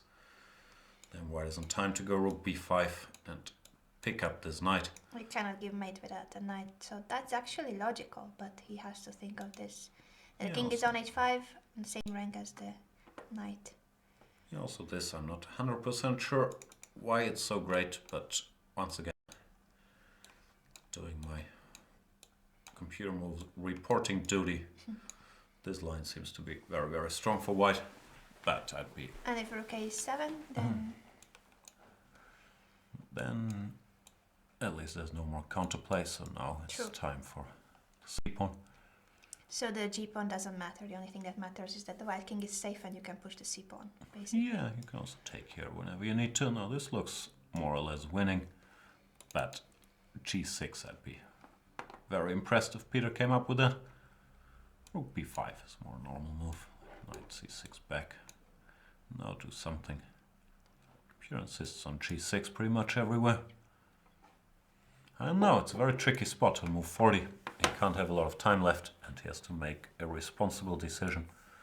This move is also fairly logical, attacking this pawn. If takes here, takes, then I guess once again this rook b5 trick. Yeah, gotta spot those ideas. This, for example, would end the game. That's beautiful. It's so funny how both kings can be mated there on h5 and h3 with all these motifs. Yeah. Here I'm not sure if it's mate, but white manages to coordinate very nicely and to pick up all the pawns. So there are good moves for him, but... He just needs to play active instead of going rook b2, protecting the pawn. Although I don't know what happens after rook b2, but it just looks too passive. It's not the most decisive, and I don't know, maybe black can... Oh no, I've screwed it up again. Now with rook b7 winning. Yeah, it's a complex position, but it just feels like rook b2 shouldn't be the best move. It's too passive. No, yeah, knight f5 looks good, and this g6 trick I don't think you can spot, but who knows? Did Nakamura resign? I wouldn't be surprised if Nakamura resigns or has resigned after c4 because he's losing a whole piece. So I would guess that game is over, but I do not know for sure yet. Vichy, the status quo is unchanged. He's played a5, and yeah, both sides are moving back and forth. They've reached move 40, move 41 in fact, so it's gonna take quite a bit now until we get some new moves. We're gonna stick around until Peter makes his 40th move and Sergei Karjakin. Definitely. What else is What there? do you think he will play? Would you bet on knight f5? Yeah, that looks like a good active move. You have to calculate lots of lines no matter what you do, like knight f5, g6, stuff like this. I'm not sure how much you can figure out here with very limited time. What's the point here if knight d4, king g5? I'm not sure. It's all very, very messy, apparently. Ah, but we managed to get the knight to d4 and now the e2 pawn is protected. Yeah, maybe that's the only thing. Still, I would feel worried about the king a bit. Although rook a1 and rook h1 is nothing, it's just a check. So without the rook on e2, you cannot give mate to the white king. No, here it seems like black is not in time, because after this, for example, there's also tricks like this. That's beautiful. Bless you. I like this move, rook c6, it's really pretty. But once again, all of those are computer lines. I wouldn't be shocked if Peter played even rook b2 or rook b5. There's a bunch of natural moves, but it's very hard to establish what's best. Still, good news is he actually has a choice, and he's not worse in any of the lines. Yeah, great news. After the middle game, as we said, we were worried about Peter, really worried. Wonder if we have... I will see if there are any tweets or messages about this game. There's a tweet by Age. Another day at the office, 8 down, 6 to go for Anish. Hashtag 14 draws. Yeah, I think he's not making new fans now. But the draw with black, as we said, is very good against the tournament leader. So we can't really blame his draw today. What I think upset people was the draw yesterday with the white pieces. This bishop takes f6, not so ambitious move. Yeah, I never get upset by any draws. It's just gonna be hard for him join the fight for tournament victory. But I've made so many short draws, I'm not there yet to become full-blown hypocrite and criticize everybody for draws. Getting there though. Peter's played rook b5, yeah, that is a very natural move to make, asking this knight where it wants to go. And it's a good move, so we are happy that he's playing active and now he will have more time. He can calculate this. Yeah, tough choice for Karjakin as well. If he wants to go knight c6, or maybe counterattack against the white knight, go some rook a6, which looks very scary though. Because, yeah, it's a tricky position. I think it's official that Nakamura has resigned. Yeah, it looks like that. And that's not surprising, unfortunately. Where do you think he made a mistake in that game? Because it didn't seem to be that bad after the opening. No, it's a mess, but you don't need to make any big mistakes. The position is so sharp that the game can be over very quickly. Yeah, I don't know. The computer says instead of b takes a2, he had to play g6, and who knows what's going on. Yeah, this is what you mentioned, but it's just such a weird move to make. Yeah. So I don't know, but it looks like very good homework by Fabiano, who established he can get away with his long castles and then even spend a tempo to provoke f6. And his attack is still in time to cause damage. So nice game by him. He moves to +1, half a point behind the leaders, who, yeah, Levin Aronian drew, and Sergei Karjakin still has to hold his position against Peter Svidler. And Rishi is on +1 too. We will see if he manages to push and win today against Topalov, this slightly better position. Indeed. Mr. Karjakin, make a move, make the time control. He can't have much time. In fact, he should have moved by now. Karjakin played knight c6, and now we are wondering in the chat, at least I also wonder with you guys, if Svidler will go for g6. Well, he has time to calculate now, but these lines there are so...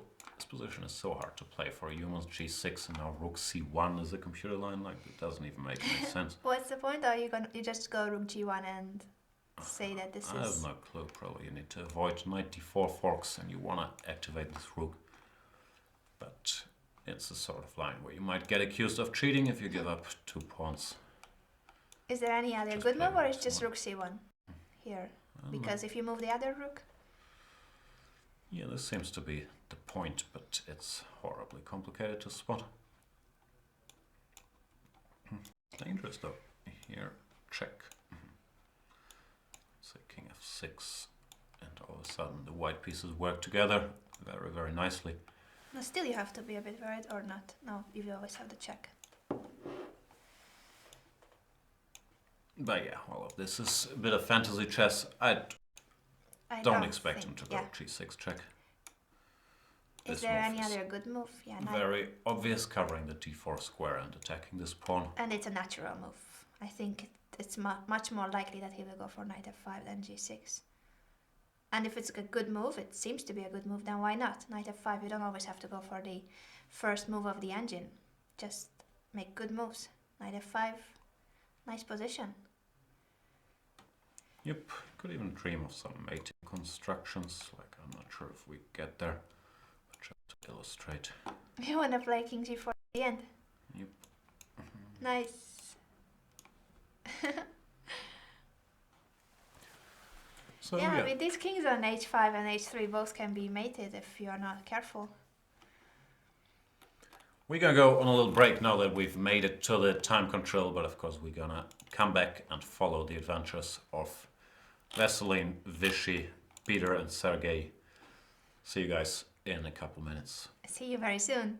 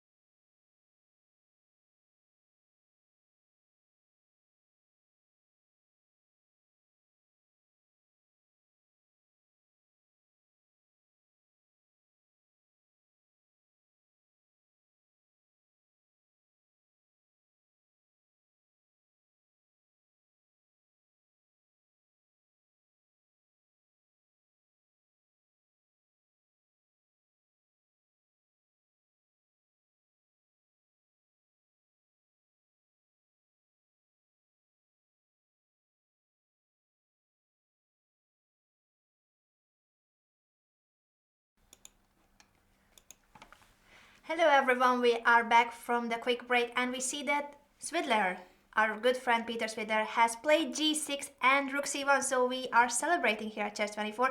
Just not yet, but still, he made the best moves in that position. Yeah, just when I said that you would get accused of cheating, you found this g6 followed by rook c1, because yeah, it's such an odd idea to give up a pawn and then make a quiet move. Peter came up with it. The idea is to activate the pieces to the max. He wants to go rook g1 check, then throw the other rook over, and it seems like this is extremely dangerous for Karjakin. So he does have good chances. Black is not in time to go rook takes a2 apparently, because in all these lines his king will be in trouble. For example here, hitting g7, and you can only dream of capturing this pawn because you get checkmated. The other rook is quicker.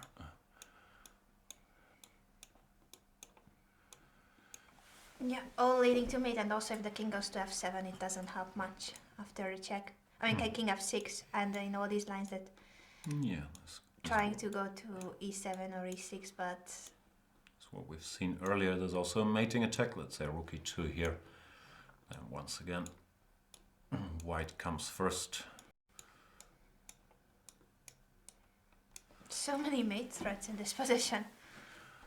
Yep, dangerous for Karjakin. He has to use all his defensive ability now. Seems like the best he can do is to go to h7 voluntarily to meet rook g1 with the very passive rook to a7, covering this pawn. But even this position looks extremely dangerous for black if he has to go passive. White can start thinking about gobbling up the pawns one by one. And and the c-pass pawn is still there. Some chances for Peter. I've seen him blow enough good endgames in this tournament that I do not expect him to win it, but it looks like objectively he has pretty good chances now. And g6 followed by rook to c1 check is a very impressive sequence, at least to me. Don't think this is obvious at all. Really nice play by Peter Svidler after a not so good opening today. Nope. I think we should remove our cartoons maybe, because it's gonna be just difficult to change it all the time. And Fabiano Caruana has already won. He won his first game, so he's on +1. Same score as Anand if he draws today. Yep, and not very fine draw in Aronian Giri. But Anand is still trying to join the leaders with the black pieces. However, it looks like Topalov has done a good job hanging around. Vichy, we've seen the position after the time control, where the status quo was unchanged for a while. He's gone for some queen b1 action after first throwing in h4, g4, which makes the game a little more double-edged. He's hoping, I guess, for queen takes c6, when all of a sudden he could approach the white king. Because now there's ideas with h3 check as well. Let's say e3, queen e2, and bishop f2, h3. King here, queen to f1.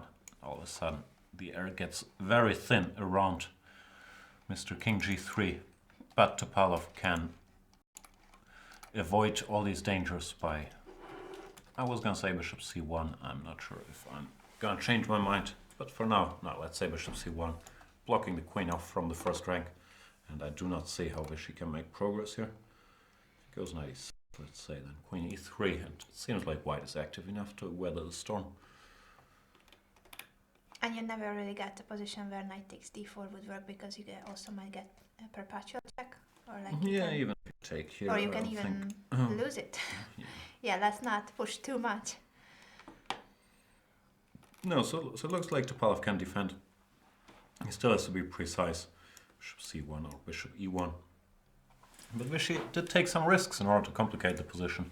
Pushed h4, which could potentially be a bit of a weakness. Yeah, especially bishop e1 questioning the pawn immediately. Yeah. It's gonna be very hard to be worse even after something like knight e6. Even though the computer doesn't agree with me, says no, queen e3. White is in fact better. However, all these lines, they should end peacefully. Let's say queen f6 here. Hard to believe white can win this, but there's better options available as well after bishop e1. The comp line is to just give a check, and if king to h3, then the queen comes to e2, which is very awkward. Bishop h4. And knight to e6. Now black really did activate to the max. For example, this could end the game very quickly. That's pretty, once again. So Vishy's trying to get in some tricks. Objectively, it looks like white has everything under control. Let's say here. He can just go back as long as the queen can't find her way to the king side. Black should survive, but you gotta be careful with either side. This seems to survive as well. We'll see how it goes, but let's go to Peter for now, where Sergei Karjakin probably is actually gonna spend a lot of time trying to calculate his way out of this mess he finds himself in. Maybe this will be the first position where he is inferior and he might not find a defense, because there isn't seem to be one.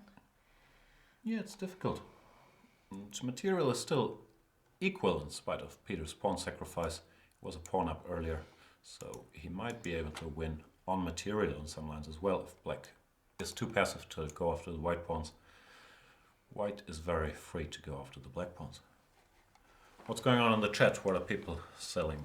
Primate is asking, when was the last time Topi defeated Vishy? Do you remember that? Or I can look it up, because I have the games I do not here. remember, but let me think.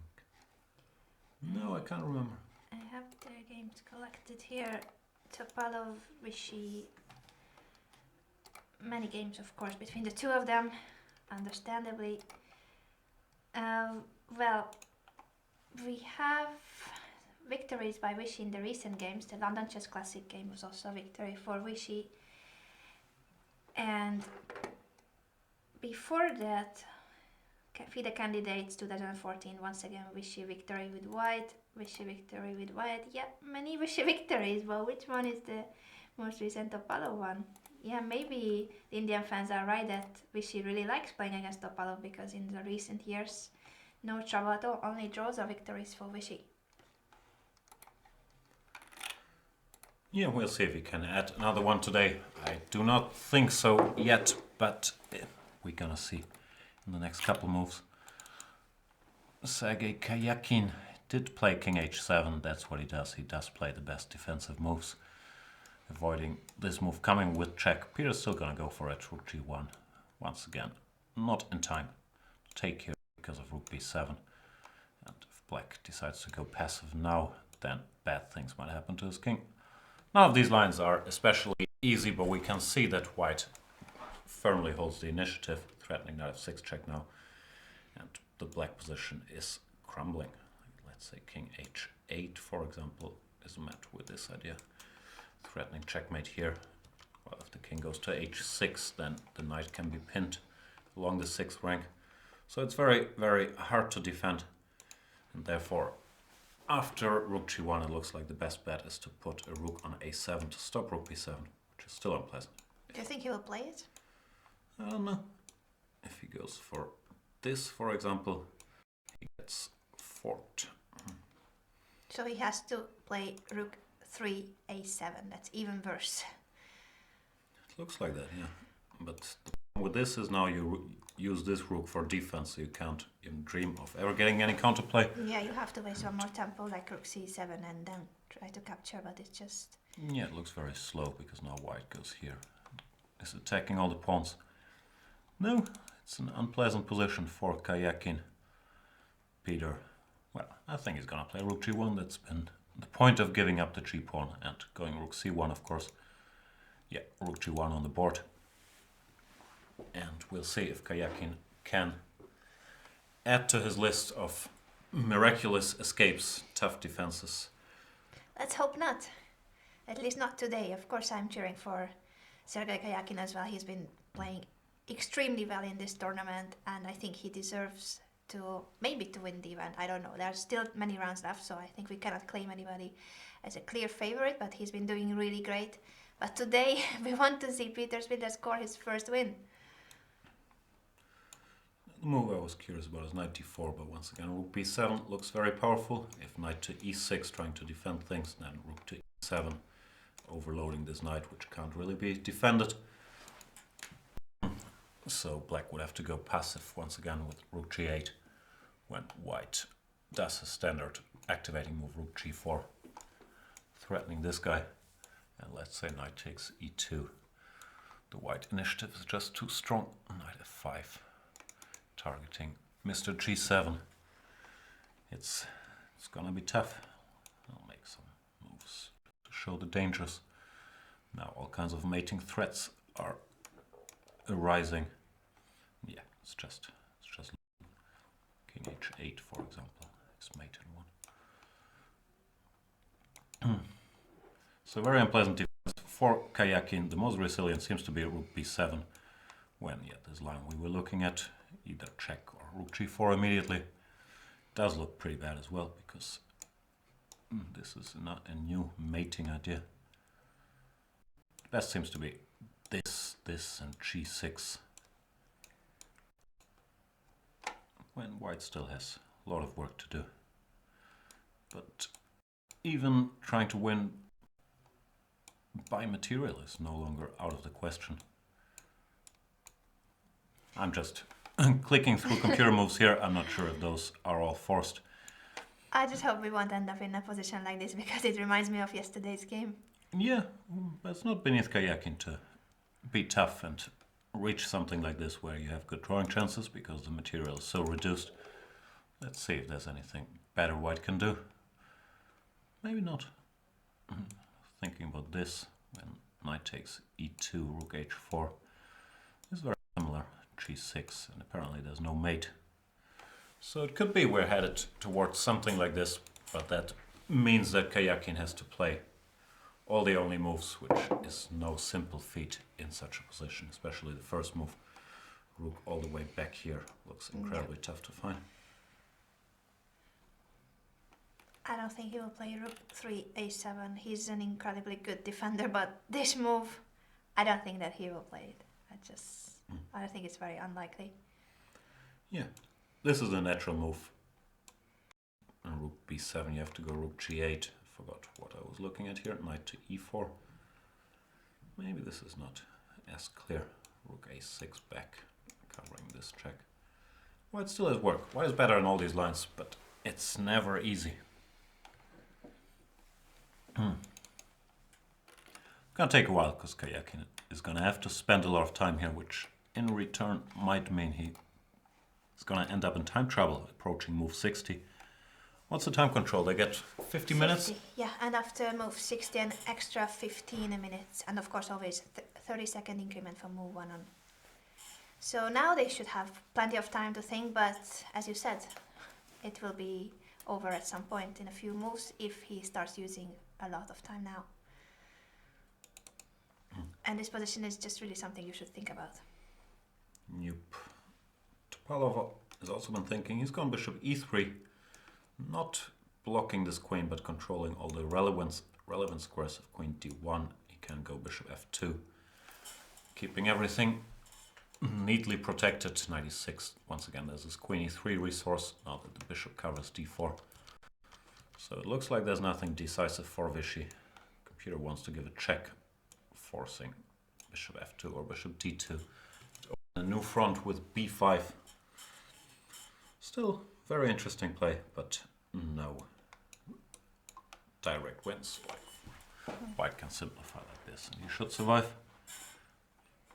Still, gotta be very careful, because if this knight ever gets a chance to enter the game, things can get ugly very quickly. Yeah, the problem is that the king is so open, black's king as well, that you can't really go away with the knight. There's always some perpetual threat. Indeed.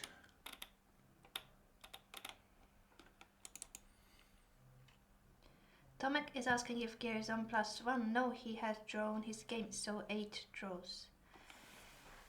Yeah, you need to win a game to reach +1. Fabiano Caruana has achieved that today after starting with 7 draws. He's won game number 8, and he closes in on the lead. Could not be the last we've heard of Fabiano Caruana in this tournament. Sak is saying that he predicted all of these results correctly today. Luckily, I share this with no one so as not to make like a big show off. Very humble. How are we doing with the predictions? I forgot what I predicted. I think I did predict a Caruana win and a Giri draw, so did I? I can't remember. Yeah, I guess think you did. I I thought that the Americans would draw, so I did not get that right. The draw between Aronian and Giri, I did guess, and I said that Peter would win. That I'm sure of. So you said that you want him to win, but you predicted a draw. Maybe I get back my point here. Very possible. And then it could be just a tie, because I think we both said it's gonna be a draw between Topalov and Anand.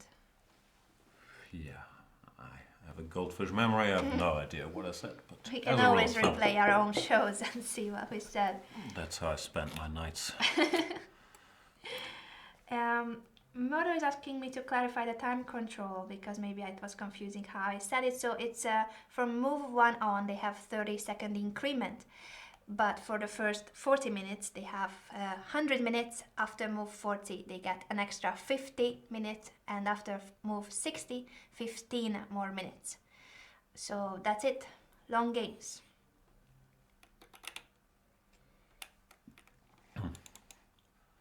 Can still take a while. And with this increment, you never know when the games are going to end, because theoretically they could get 30 extra seconds for lots of moves. It's not like in the old days where 7 hours playing time was the absolute max. Here, theoretically, it can go on longer, but it rarely happens in practice. Yeah, not a lot of action. This is usual after time control. So There's always time to respond to the chat, at least now. it's time to discuss TV shows. Close the jacket. Definitely. I think I should respond first to John, who said I can't see it now, but he said that I don't like Americans. No, I have no problem with Americans. In fact, I'm cheering for Caruana. I thought he would be one of the favorites to win this event. And Nakamura, I also love his playing style. So I don't know why you say that. I've been to the States many times, and I hope that I can return. I would like to go to New York for the World Championship match. It would be great to see it. Yeah. What about you? States, basketball? No, I'm very Americanized. Like all my cultural influences are coming from there, and I spent a lot of time in New York. I went to LA recently. I like the States. Like normally in Europe, we have this slight arrogance that we think all Americans are idiots and uneducated. I'm oversimplifying a bit here. I don't feel that way. And yeah, people I've met in the US are very, very smart people. Like you have smart people and less smart people everywhere, but That's yeah, true. I never got that impression. I'm a big fan from the places I've been. I haven't spent much time in the Midwest. No offense to Midwest watchers, but I can only judge on New York, LA. I've been to Miami. I didn't like Miami as much, but No, haven't been there, but been to only California and the four corners it's called, where the 4 states meet, and Nevada. Las Vegas, of course, but never to the other coast. I would like to go to the other coast as well, New York especially. I've been to Vegas. I don't like that place. Yeah, I didn't like it that much, but I do like San Francisco and San Diego, Los Angeles, all those places. Yeah, so no, we don't dislike Americans on this program. I watched the TV show The Americans, even though it's supposed to be very good. I guess it's about the lifestyle of Americans. I haven't seen it. No, it's actually a Or is it a spy parody? show. It's about Spies. 2 Russian spies pretending to be Americans. So maybe it's something for me. I do like these detective spy things that I already said. I grew up on Sherlock Holmes and Columbo. Yeah, I haven't checked it out. But in general, the chess world is so globalized. Like Fabiano, he spent most of his adult or formative years in Europe. He just recently made the move back to the US. Nakamura has lived there, or I think he briefly lived in Canada, but of course he's also played a lot in Europe, so those guys are no strangers to the European circuit. Looks like a lot of guys are going back to their roots in a way. Aronian moved... Anand. That's a new name. Vishy moved back to India. Right. He lived in Spain for many years. I thought that all chess players love Spain, so... Because Topalov still lives in Spain, I think.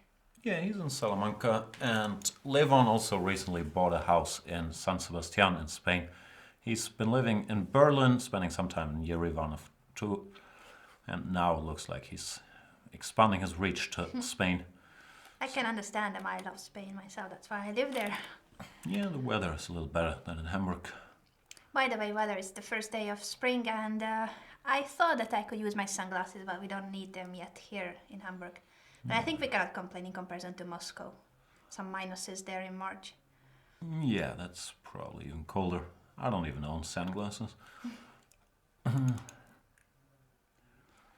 Karjakin doing his thing. Went for rook 3, a7, indeed the passive but arguably best defensive move. Seriously? It's tough.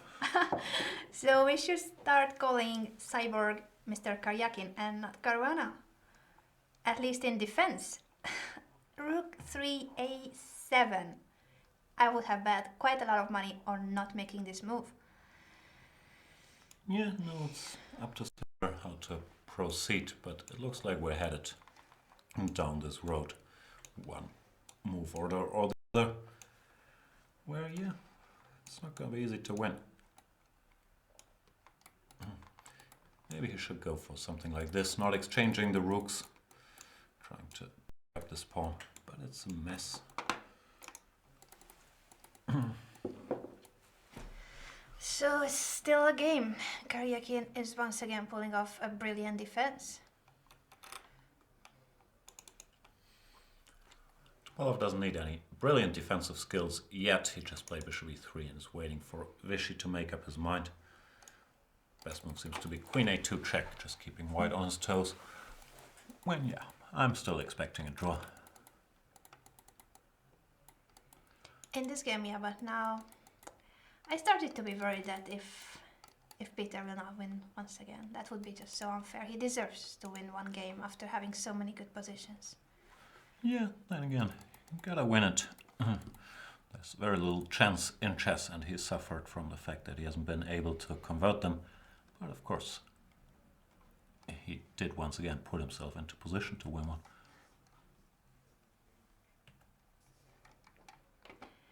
Yeah, GM Shuzbol is telling you, make Jan explain how Peter wins this. Yeah, I'm not There's sure. no clear win, but it should be a good advantage. That just there's no direct way of winning it. Well, this line looks very, very scary for black. Turning to double rooks here, but it looks like he can at least hang in there. And up till here, it's reasonably forced here. Earlier, I was looking at rook takes a8 followed by rook f4, but I somehow suspect that this could be a draw. Knight e2, rook e4, rook a2, and there's not enough pawns left, I believe, so this should be a draw. Therefore, now I was looking at some trickier lines like check, take here. But even this, the pieces are all over the place. And Yeah. black achieved some stability, so it's not obvious to me at all. However, here, if we play this, which, once again, computer stuff, it could be that one of these rook endgames does offer very good winning chances, because all of a sudden, white is 2 pawns up. If rook g8, just king f4, but rook a2, and it's still not obvious. But let me get to a winning position. Something like this, for example. Unluckily, this is not an hf pawn. Yeah, this would be winning. So there is hope, but of course this is a 15 move line, which was far from forced. And this 98 move is not an easy move. I think it's not so natural, and also, I mean, in that position, 98, I don't think that this is like the first move that comes to your mind. Yeah, then again, if you see that rook takes a8 is nothing, it's not a difficult move either, because you pick up the pawn with check and the initiative continues. True, but you might be worried about that knight not coming out of e8. And you have to see, of course on this level it's easy to see, but you have to see that there's no rook e8 ever because of rook h7 taking the pawn on a7, the rook on a7. So he just cannot get out of the pins, I guess, that's the point. Yeah, promise if he goes for knight d6 immediately, this rook endgame is a draw, I would guess, because you don't get this pawn, so this looks very drawish. And That's why king g4 king is the g4 best. is And not here an easy black move to make, doesn't of course. have any way of, I don't know, playing king e6, I'm losing, knight c7, okay. Yeah, that must be the problem, that there are all sorts of tactical motives. You don't have time for moving away the king. Yeah. No, this is not an easy move, but so far Peter has been very good keeping the pressure going after he escaped from this slightly odd position he had out of the opening. And of course it's also not easy for Karjakin to find all this defensive stuff. Also not forced, by the way, like 94. It's just the most obvious move targeting this pawn. But the computer has different ideas, like rook to a5 here, which just strikes me as odd because you provoke c5, so I don't really see the point. We'll see how it goes, but objectively the position seems to be winning actually, because this line that I was showing does lead to a winning position. Not an easy win, but it seems to be pretty forcing. And this is the key move, and black has nothing better than takes when this rook endgame is winning.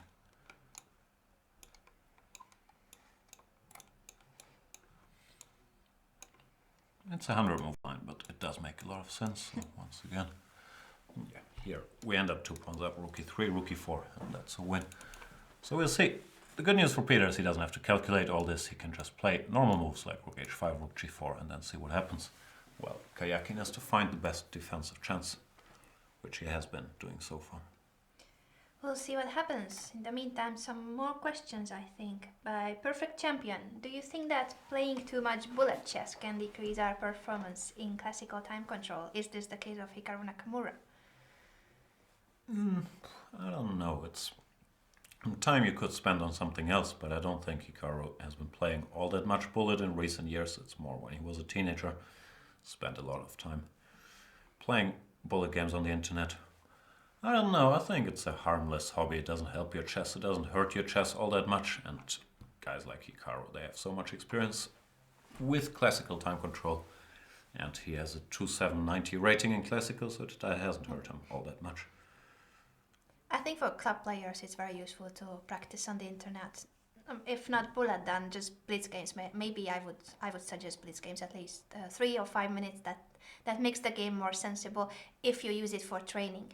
Because if you want to practice your opening, just let's say you learn from Jan's video series, you try to memorize the moves, but until you actually get to practice those moves, you will not understand the opening that much. So you need to play games in order to practice the newly learned opening. That's why I think it's very useful that we have a play zone, and you should definitely play training games. Yeah, I just play whenever I'm upset at my rating. Because normally I only play banter blitz, and my ratings sometimes suffer. Now I finally reached 2900. I feel I should be a 3000 player on Chess24, but my feeling does not correspond with my play yet.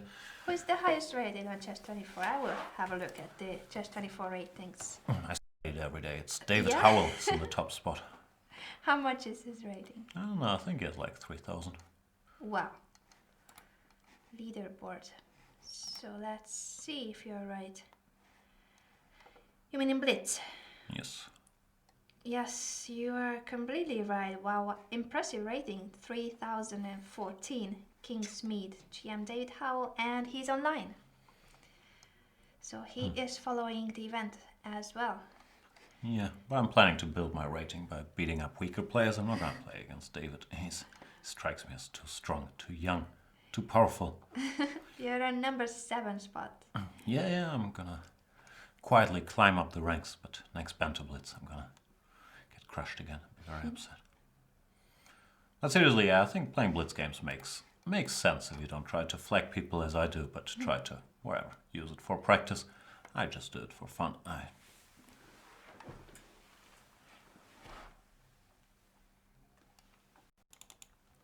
Peter's played rook g4 and king back to g8. Now rook h5 would transpose to the line we've been looking at. Some other options due to the move order, like knight f5 comes into consideration, stopping knight d4. But the rook h5 plan still looks like the most obvious. You can also take this pawn. Some options. What happens if we take this guy? Also possible.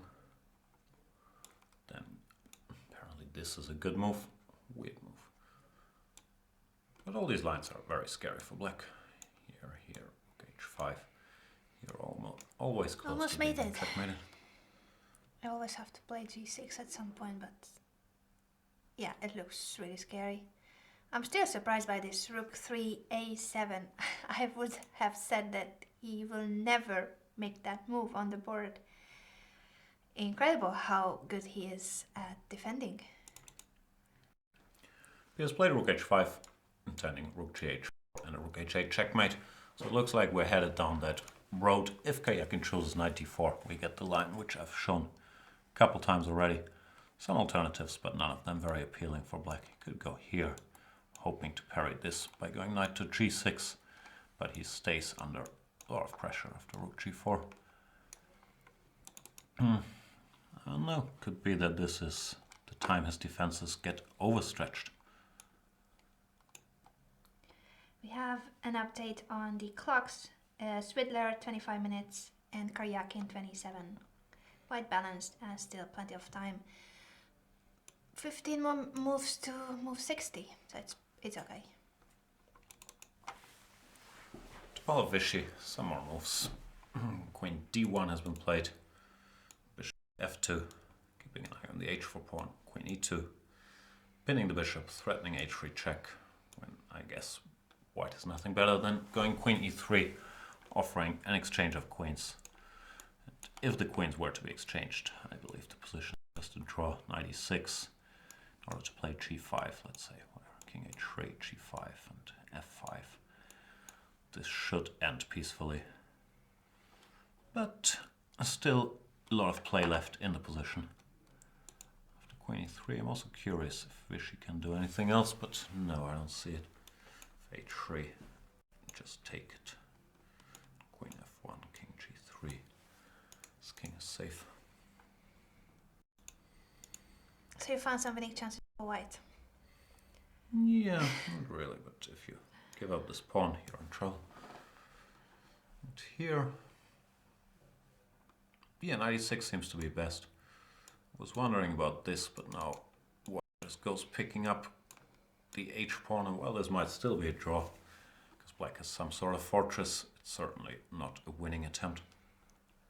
So this looked like very logical play. This line I was showing, knight e6, king h3, g5, f5, and apparently black can go for this move. Only move. Because you can't break through. You cannot enter with the king. No, the problem is king h4, I guess black queens with Oh, c5. And the that king I is too far blundered. away. I totally blundered. This is how to blunder in one move, presented by Rudolf. Yeah, the problem is white can bring his king back, and here the side can really win this. Black can't make any progress anywhere, and white just puts his king here. If the black king goes too far away, then there's g5 breakthroughs. So it looks like this is just a positional draw. It would be a logical conclusion to the game. We'll see if they play these moves, or we should still try somehow. Though I don't see how. Yeah, it's Topalov to move. He's probably calculating this. Oops. It's queen e3 stuff. Else, if he doesn't want to allow h3, he would have to play h3 himself, but it looks strange to invite black to go knight e6 with tempo. So I think it's going to go queen e3 after some contemplating. And I think it's headed towards a draw. Then we will just stay here and root for Peter. Yeah, Karjakin trying to make up his mind after rook h5. Still no time to take on a2. Because similar line to the one we've seen here, this knight e8 check is just very strong. Let's say king f7. And this is winning a whole rook. Adam Murray is saying that you are making Pepe moves because it was always Pepe who drew arrows like that, illegal moves. Yeah, it's tough to draw arrows. It is. You have to hold the mouse, right click, and then start drawing. Not easy, guys. I think we need some training on this, how to draw arrows on the board. Absolutely. This looks winning for white. He's an exchange up and he would pick up the e3 pawn. I don't think black can exchange enough pawns to hold this. So yeah, all the lines do look very promising. But of course we are also entering the time, especially for me, but also for the players, where being tired forms a part of the equation. And Peter, yeah, he in this tournament at least, he doesn't have a very good track record of hanging in there in the 5th hour and converting these advantages. Here it's not purely technical though, it's mainly calculating and attacking, which should be more up his alley. So yes, he does have very good chances. Pramod is saying that Peter sounded so disappointed yesterday that he felt sorry for him. I guess it's normal that he was disappointed. And he really deserved to win one game already. It's just that his preparation has been brilliant. He's been playing really well, but something was just missing.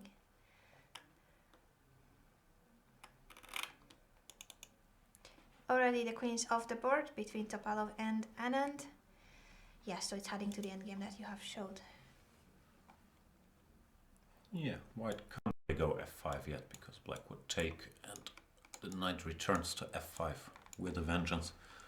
That's not a very good idea. Therefore, king h3 to provoke g5 looks very natural, and if you're scared about this pawn ending I was looking at, which you could get scared of about from afar, you can also direct your king towards the center, and I believe it's similarly not a lot of play. Problem for black is if he ever goes c5 here, also does weaken his pawn chain on the queen side, so you have to be very, very careful doing stuff like this. Means that you have to capture on c5 with a knight, but yeah, that's not a winning attempt. Yeah. White can take, and it's probably a draw, but also king e2. Now only white can be better. Definitely. With pawns on both flanks, having a bishop is an advantage in general. So probably Vishy should just do nothing here, either go g5 or maybe go f5 actually. f5 looks better, I'm keeping this knight on e6, but feels like it should be a draw. Karjakin went knight e7, intending to put his knight on g6 after rook takes h4. When logical plays takes, followed by rook g4 back, and this knight once again has to vacate his post, after which white can pick up the f4 pawn. This looks very promising. Knight h8 is the suggestion. Point being that here, at least this knight stops black from getting checkmated. It's still a ridiculous move, isn't it? Yeah, the problem is the alternatives aren't any better. If knight e7, now we can really take, because after rook a2, there is rook e4 with tempo and double attack. Still some care needed, but the white pieces are too active. So finally, even Karjakin makes a mistake in the defense. Knight e7 was not the best move, and he did not find the engine move. First time that he doesn't find the best defensive move. I'm not sure, because the engine line was losing for black, so it's pretty much a choice of evils, maybe. Practically, he thinks this is giving him better chances. But it all looks pretty bad. Yeah, white has choices here. He doesn't have to take on f4. This, for example. This knight looks a little funny. But yeah, it's still work.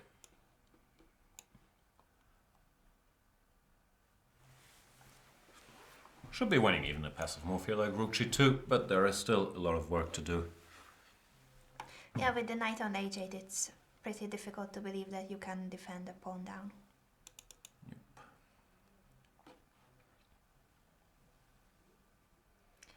Yeah, Mulozin is right that Sergei already escaped the lost positions, but today we hope that it's not the day when he does the same. And Peter has had very good winning chances and drew those games, so today should be the day when things change and finally Karjakin loses a worse position and Peter wins a winning position. You could also take f4 immediately, not even allowing this weird maneuver. Now with knight g6, this might be even worse because here we get a similar situation, but white managed to pick up both pawns already. So rook takes f4 also looks like a pretty tempting idea. Rook a2 now. Once again, it seems like rook e4 is a good move. Yeah, maybe this is easier even. It seems to be logical because you threaten rook e4 and also capturing the pawn on h4. Yep. Now I'm looking for some chances, but no, the black position looks very desperate. It's weak king and weak pawns. There's too many targets for white. At the end you will be right that the e3 pawn drops. You said it in the opening. Yeah. What has happened? I did take on h4, fair enough. Knight g6, rook g4 back. And now let's see if Karjakin goes all the way to the corner, which seems like the best chance, but it's knight on the rim is dim, so it's not an easy choice. Just go here. Yeah, what's wrong with knight f8 actually? Nothing in particular. That position is just bad. Yeah, well at least it's a human move. Yeah. Going to the computer it's bad because of rook e5, but that's once again not an obvious choice to make. What if he had captured the pawn on f4? Was that wrong? Yeah, the thing Rook is... a2 or what's going on rook here? a2. And white is still in the driver's seat, but this looks like it's simplifying the position too early. Or rook e5, I guess the point is now black is not in time to take because once again white activates. Rook e7, g6, and now rook takes f4 with the 7th rank weakened. Are we giving mate here? This looks like checkmate. Yeah, stronger was knight e4. Yeah, if you provoke g6 with the knight on f8, this looks very bad. So rook e5, not an obvious move, but feels like a very logical move. Stopping knight e6, keeping an eye on the e3 pawn already. When the black defenses should crumble, but first of all, Karjakin is to make a tough choice where to put his knight. And then Peter can react accordingly. People are making jokes of your 7th rank on your own website. They say that you have to be the number 1. Why? By rating. Well, I'm very happy with my 7th rank. But as I said, I'm very motivated to increase my rating a little bit. But yeah, it would be sad if I had to be the number 1. I couldn't allow anybody else to play, which I don't think is the idea. King h3, g5 is on the board. Topalov now has to decide if he wants to take it or if he wants to go for this f5, more or less forcing knight f4 and that drawn pawn endgame. We've shown fg is also possible, but it feels a little strange because the black 2 pawns control the white 3 pawns, and maybe black can hope at some point to use his majority on the queen side with b5 or c5. And yeah, this pawn endgame is on the board. Topalov did not fall for this king h4, c5 and king g2. When yeah, the position is a draw, and I would expect hands to be shaken. I think it has happened already, and it's official. Topalov Anand draw. That means +1 for Vichy, so same number of points as Fabiano Caruana. Maybe shall we look at the standings? I don't think I have them ready. Okay. But then I we do just know them. say it. Yeah, we have Karjakin on +2 so far, but we don't know if he can survive today. Aronian on +2, Vichy Anand on +1, joined by Caruana, who has just won against Nakamura. And then we have, who do we have on 50%? Anish Giri and nobody else. Well, Svidler if he wins. That's true. Depends on what Peter does today. And on -2 Nakamura, is that? And -3 for Topalov. Wow, that's bad. Knight f8 on the board by Karjakin. Well, yeah, the challenges don't end. Rook e5 was the strongest, but Peter played the more natural rook takes f4. And After I'm getting a rook vibe A2. of previous Peter games where he's a Yeah. pawn up, but pawns are getting exchanged. And Especially yesterday's game. Black might once again survive. Rook takes f4. He played a little too quickly, missing this rook to e5 chance. Once again, a lot of credit to Karjakin for hanging around. Definitely. Okay, for rook a2 will be played. And it's This rook e5 move could be part of Yusupov's prophylactic thinking. You just play rook e5 in order to avoid rook takes a2. Yeah, here things are no longer simple. Rook e4, rook takes e2. The material is equal. White is still more actively placed, but it's hard to believe you can win this. So the computer says the best chance is knight to f5, threatening checkmate in one, forcing black to go g6.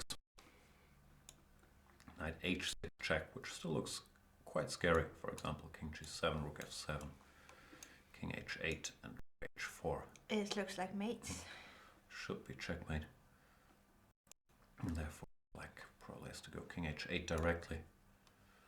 And his king is still in trouble, but apparently there's no mate.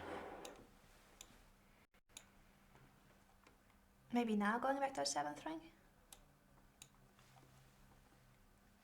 Yeah, black is suffering. But once again, some defensive resources here. No, there's a check here. I don't know. I have a feeling Karjakin will once again pull it off and survive. Maybe, but I hope not. Not today.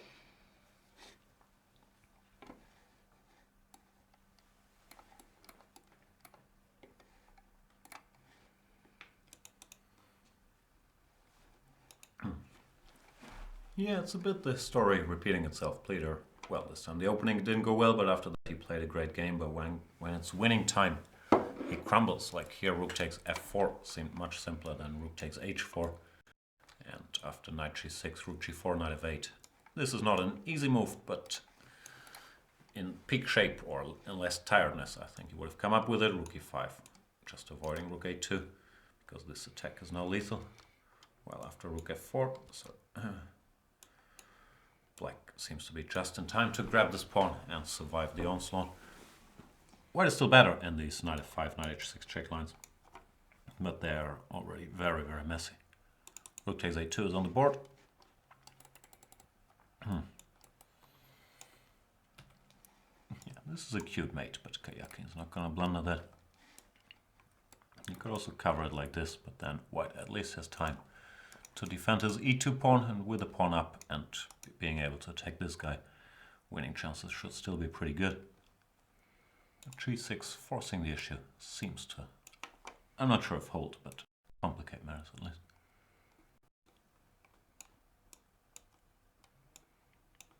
Once again, some computer lines for viewing enjoyment. All of this still looks insanely scary. It looks like you're getting mated, but apparently you aren't. You can allow all kinds of discovered checks and survive. Well, let's hope that this won't happen, that there will be some perpetual out of the blue. Yeah, tough decision now. Knight f5 is far from being an obvious move, but it does look like the best try. So I think he's going to go for it, because rook e4, rook e2 is already feels like a draw. While knight f5 at least keeps the initiative going. But it's tricky, because here you can burn all your time trying to find some non-existing mates and end up in time trouble very, very easily. So let's see how practical Peter is about things. I believe he should have spent more time, move a go, on finding rook e5 instead of spending it now. Because yeah, this knight on e6 is a pretty good defender. We shall see. Yeah, let's hope for the best. Azurmist is saying that if Svidler wins today, it will be very good psychologically for him, healing wound of the last round of the World Cup. The last few rounds, but all the whole World Cup, I think he wanted to forget, probably. And I agree, he deserves to win. I already thought he deserved to win the World Cup, but Karjakin was a really tough opponent. Yeah, I don't believe in deserving to win. You win or you don't. Like, Karjakin's style is not always pretty, but there is also a lot of skill involved in not collapsing in these positions, so you gotta finish him off. Let's see if Peter can pull it off, but it looks like the tables have slightly turned and Karjakin is now a favorite to survive again. I see comments regarding this very bad bishop that Peter had and how it disappeared from the board, but I think that's also thanks to Karjakin, because we were a bit surprised about his decision of capturing the pawn on h3. If he doesn't take it, it's true that he's a pawn down, but this g2 bishop is just really, really bad. Yep. It was a tempting pawn to grab, and Karjakin was still doing fine going into this endgame, but somehow things didn't go well for him, and Peter managed to make a lot of progress by exchanging the bishops, then activating his pawns, his rooks with pawn breaks, and that's how we got here. But now it's winning time, and I'm not sure if Peter's going to be up for it. Knight f7 looks tempting, threatening rook h8 checkmate, but it runs into knight g6, covering everything, so can't do that. Knight f5 is clearly the best try, and I believe he's going to find this. He should. He should. Let's see if there are any more comments on this game, any questions to you regarding basketball or your video series. Mark Ginsberg is saying that yesterday Svidler had on move 31 f5 smashing Caruana flat.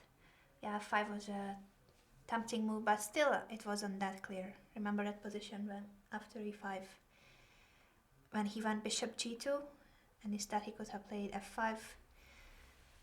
Second move of the engine, because the first was rook a4, even more surprising, but f5 was logical and we thought that he would play f5. Yeah, there's always certain moments, but in general, yeah.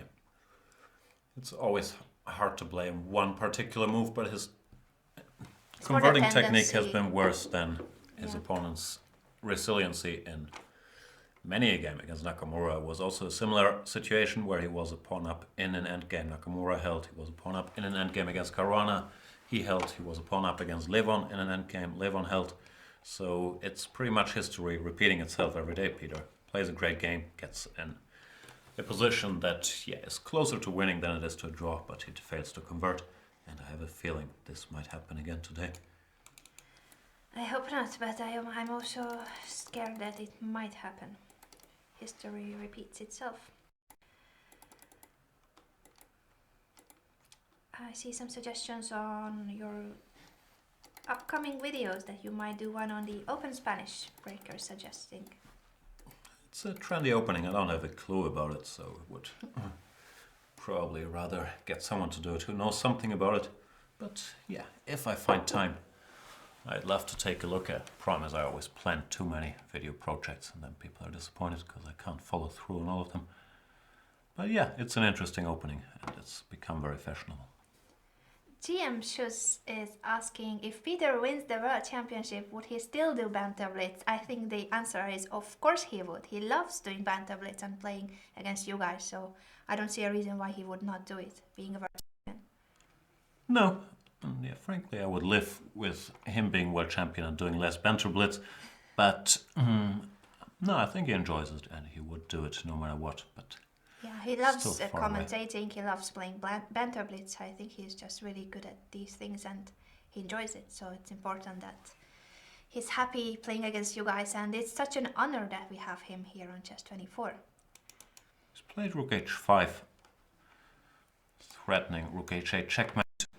But of course that will be parried. Probably best way to do though that is g6 once again, and I'm not sure what his idea is, because if you give a check king g7 it looks like it's not leading anywhere.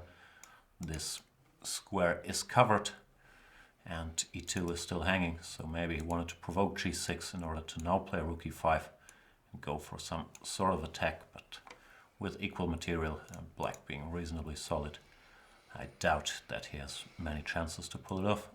Maybe rook e7 is his idea, hoping to get something like this in. After rook a2, black does have counterplay, threatening rook h2, rook g2, so it doesn't look like white is in time. No, I cannot believe it. Not again. Ah, no, these are just random moves, but this would be petering out once again. But why? Why does it happen to him in this event so many times? Yeah. Speculate, I don't know if it's taxing, of course, to play these games, and after 6 hours, everyone's concentration level drops a little bit, and also might become a bit of a self-fulfilling prophecy after it happened a couple times. I don't know. Well, I like being an armchair psychologist. I'm not particularly good at it. But yeah, also this is the highest level of chess, so guys defend really well. Like, you get this one level below, and well, This rook I would 3, just completely A7. collapse in such a position and get checkmated. But Definitely, he had to play Karjakin king hung a7, around. which is still logical, but rook 3, a7? That's just unbelievable that he played it. Now, once again, great defense by Karjakin, who has a very high tolerance for bad positions. But also, yeah, Peter missed some chances here, which he shouldn't have missed, like rook takes f4 is a very logical move if you think about it, because rook 4, knight g6 help black coordinate a little bit, and the h4 pawn is not so important. So rook f4, and also this rook e5 move is a little trickier, and of course all of this is way over my head. I'm sitting here with an engine, I'm trying to make sense of it. And rook e5, stopping knight e6 for good, and stopping rook takes a2, because now isn't time to launch a very serious attack. Was quite possible to find had he been slightly less tired. Well, now, well, it ain't over yet. g6, first of all, is not the only move. Knight g6 is also an option. And What happens after knight g6? Are we any good here? no, I think Peter just wanted to repeat moves and then think knight g6, rook g4, knight f8. Well, but here he can go for rook e5 in this position without the pawn there. Ah, that's right, it's not a move repetition, I'm sorry. The rook was on f4, so probably that is his point. He wants to force this, rook g4, knight f8, and now his rook is better placed to attack. And once again, this seems to work. So actually it makes quite a lot of sense what he played. The only problem is that g6 might be a good defense. Yeah, g6 is also not the most complicated move in the world. There's two ways to parry. This checkmate and this one move, which gives the black king space, is good. So yeah, could be that he's missed it, I'm not sure. But it looks like we're headed towards the draw. That's such a pity.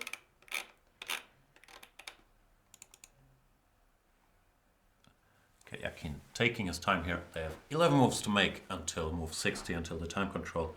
Now the thing is, if he finds g6, which I have very little doubts that he will, then the remaining moves are gonna be kind of simple. You grab this pawn, and the material is greatly diminished. There is no longer the threat of losing by material if white were just to take this. So all you have to do is make sure you don't checkmate it, and it seems like that's reasonably easy to do by creating counterplay with rook a2.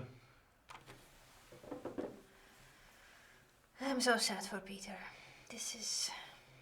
I would say it's unfair, but okay, you can never say it's unfair because Karjakin defended very well. He did not lose faith in his position. But still, I just would like to see him score his first win after so many good games.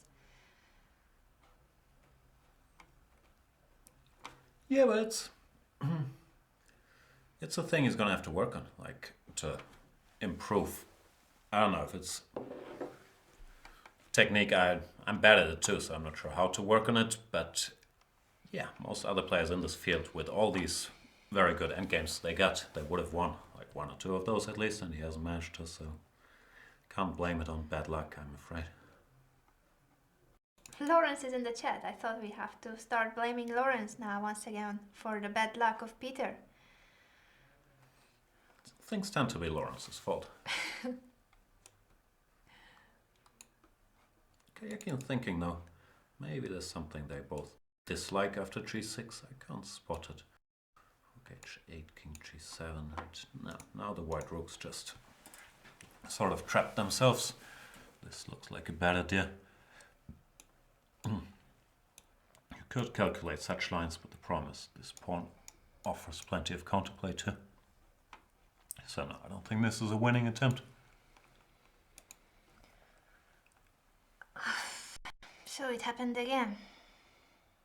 Yeah, I'm not sure what he missed. Yeah, he's played g6 is on the board, rook to e5, and rook takes e2 will of course be played. And I really can't quite figure out what he wanted with when he went rook to h5. It doesn't make a lot of sense. My guess is that he just missed that g6 was a legal move, and he had calculated some line with knight g6, rook g4 from far away, and went for it. Because else, yeah, rook h4 provoking g6 makes very little sense, while here knight f5 still gave decent chances. What's up, Lawrence? What can you tell us? I think he's here to get all the praises for Fabiano's game today. First win, and he might start winning. That's what Lawrence told us actually the other day. He just needs his first win, and then he's on the track to be there among the leaders. +1, few more wins, and he will win the candidates. Yeah, some good insights there, that winning the next game would have been good, and he did pull it off. Looks like Peter's gonna have to wait for his first victory. I think a draw is agreed already, if this is correct, what I see in the chat. Yeah, it's But very rook possible e5 after played and also draw agreed, or...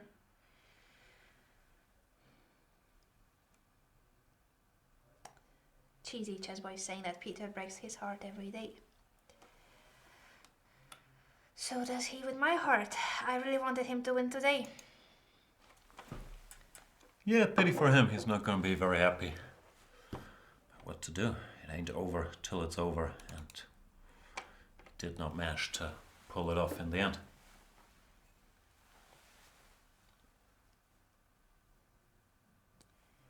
I see some political jokes that Peter was told that he could not beat the leading Russian, but that's, of course, that's just a joke. It never happens. Yeah, that's not very likely. Rook e2, rook e7. The problem is, I don't know what he missed. I think he just missed g6. Yeah, because on all these lines, black is now in time to at least exchange the rooks, and there is no longer any attack. So yeah, I wouldn't be surprised if he went rook e5 and offered a draw, which was probably accepted, because black can't really be better either. He did, and it's confirmed. It's a draw. Yeah, he won't be happy. Pity. But that wraps up our little program for today. So let's go through the results. Svidler, Karjakin, draw. Caruana won a very nice game against Hikaru Nakamura. His first win, and he might start winning even more games, so Caruana might win the event. Live on Aronian, draw against Giri. So has everyone else so far. Vaseline Topalov against Vichy. Draw. Vichy had some pressure, but Topalov defended pretty well and steered the game towards a draw, avoiding an even worse score. So the standings are that we still have the same leaders, Aronian and Karjakin on +2, then followed by Vichy and Caruana now on +1, 50% for Giri, -1 for Peter Svidler, -2 for Nakamura, and -3 for Vaseline Topalov. Have I missed someone? Or I think I already mentioned everybody. I hope I did. If not, you can check it on Chess24, the standings. And tomorrow's pairings goes like this. Topalov, Svidler, Anand, Aronian, Giri, Caruana, and Nakamura, Karjakin. And I won't be here tomorrow. This was my last day, guys. You've been a great audience, so I thank you for your comments, for your positive feedback. Tomorrow you will have a new commentator. It's gonna be, I think we can already say, Luc van Veli. So I'll be replaced by a more good-looking person, that is Luc van Veli, number 2 on the Dutch list, and a very strong player. Yeah, thank you guys for watching. Thanks, Anna, for taking us through the first 8 rounds, I believe. And see you tomorrow. See you guys on Chess24. I'll be following the event, of course, but I have to go to the training camp of the Olympic team we are preparing for Baku.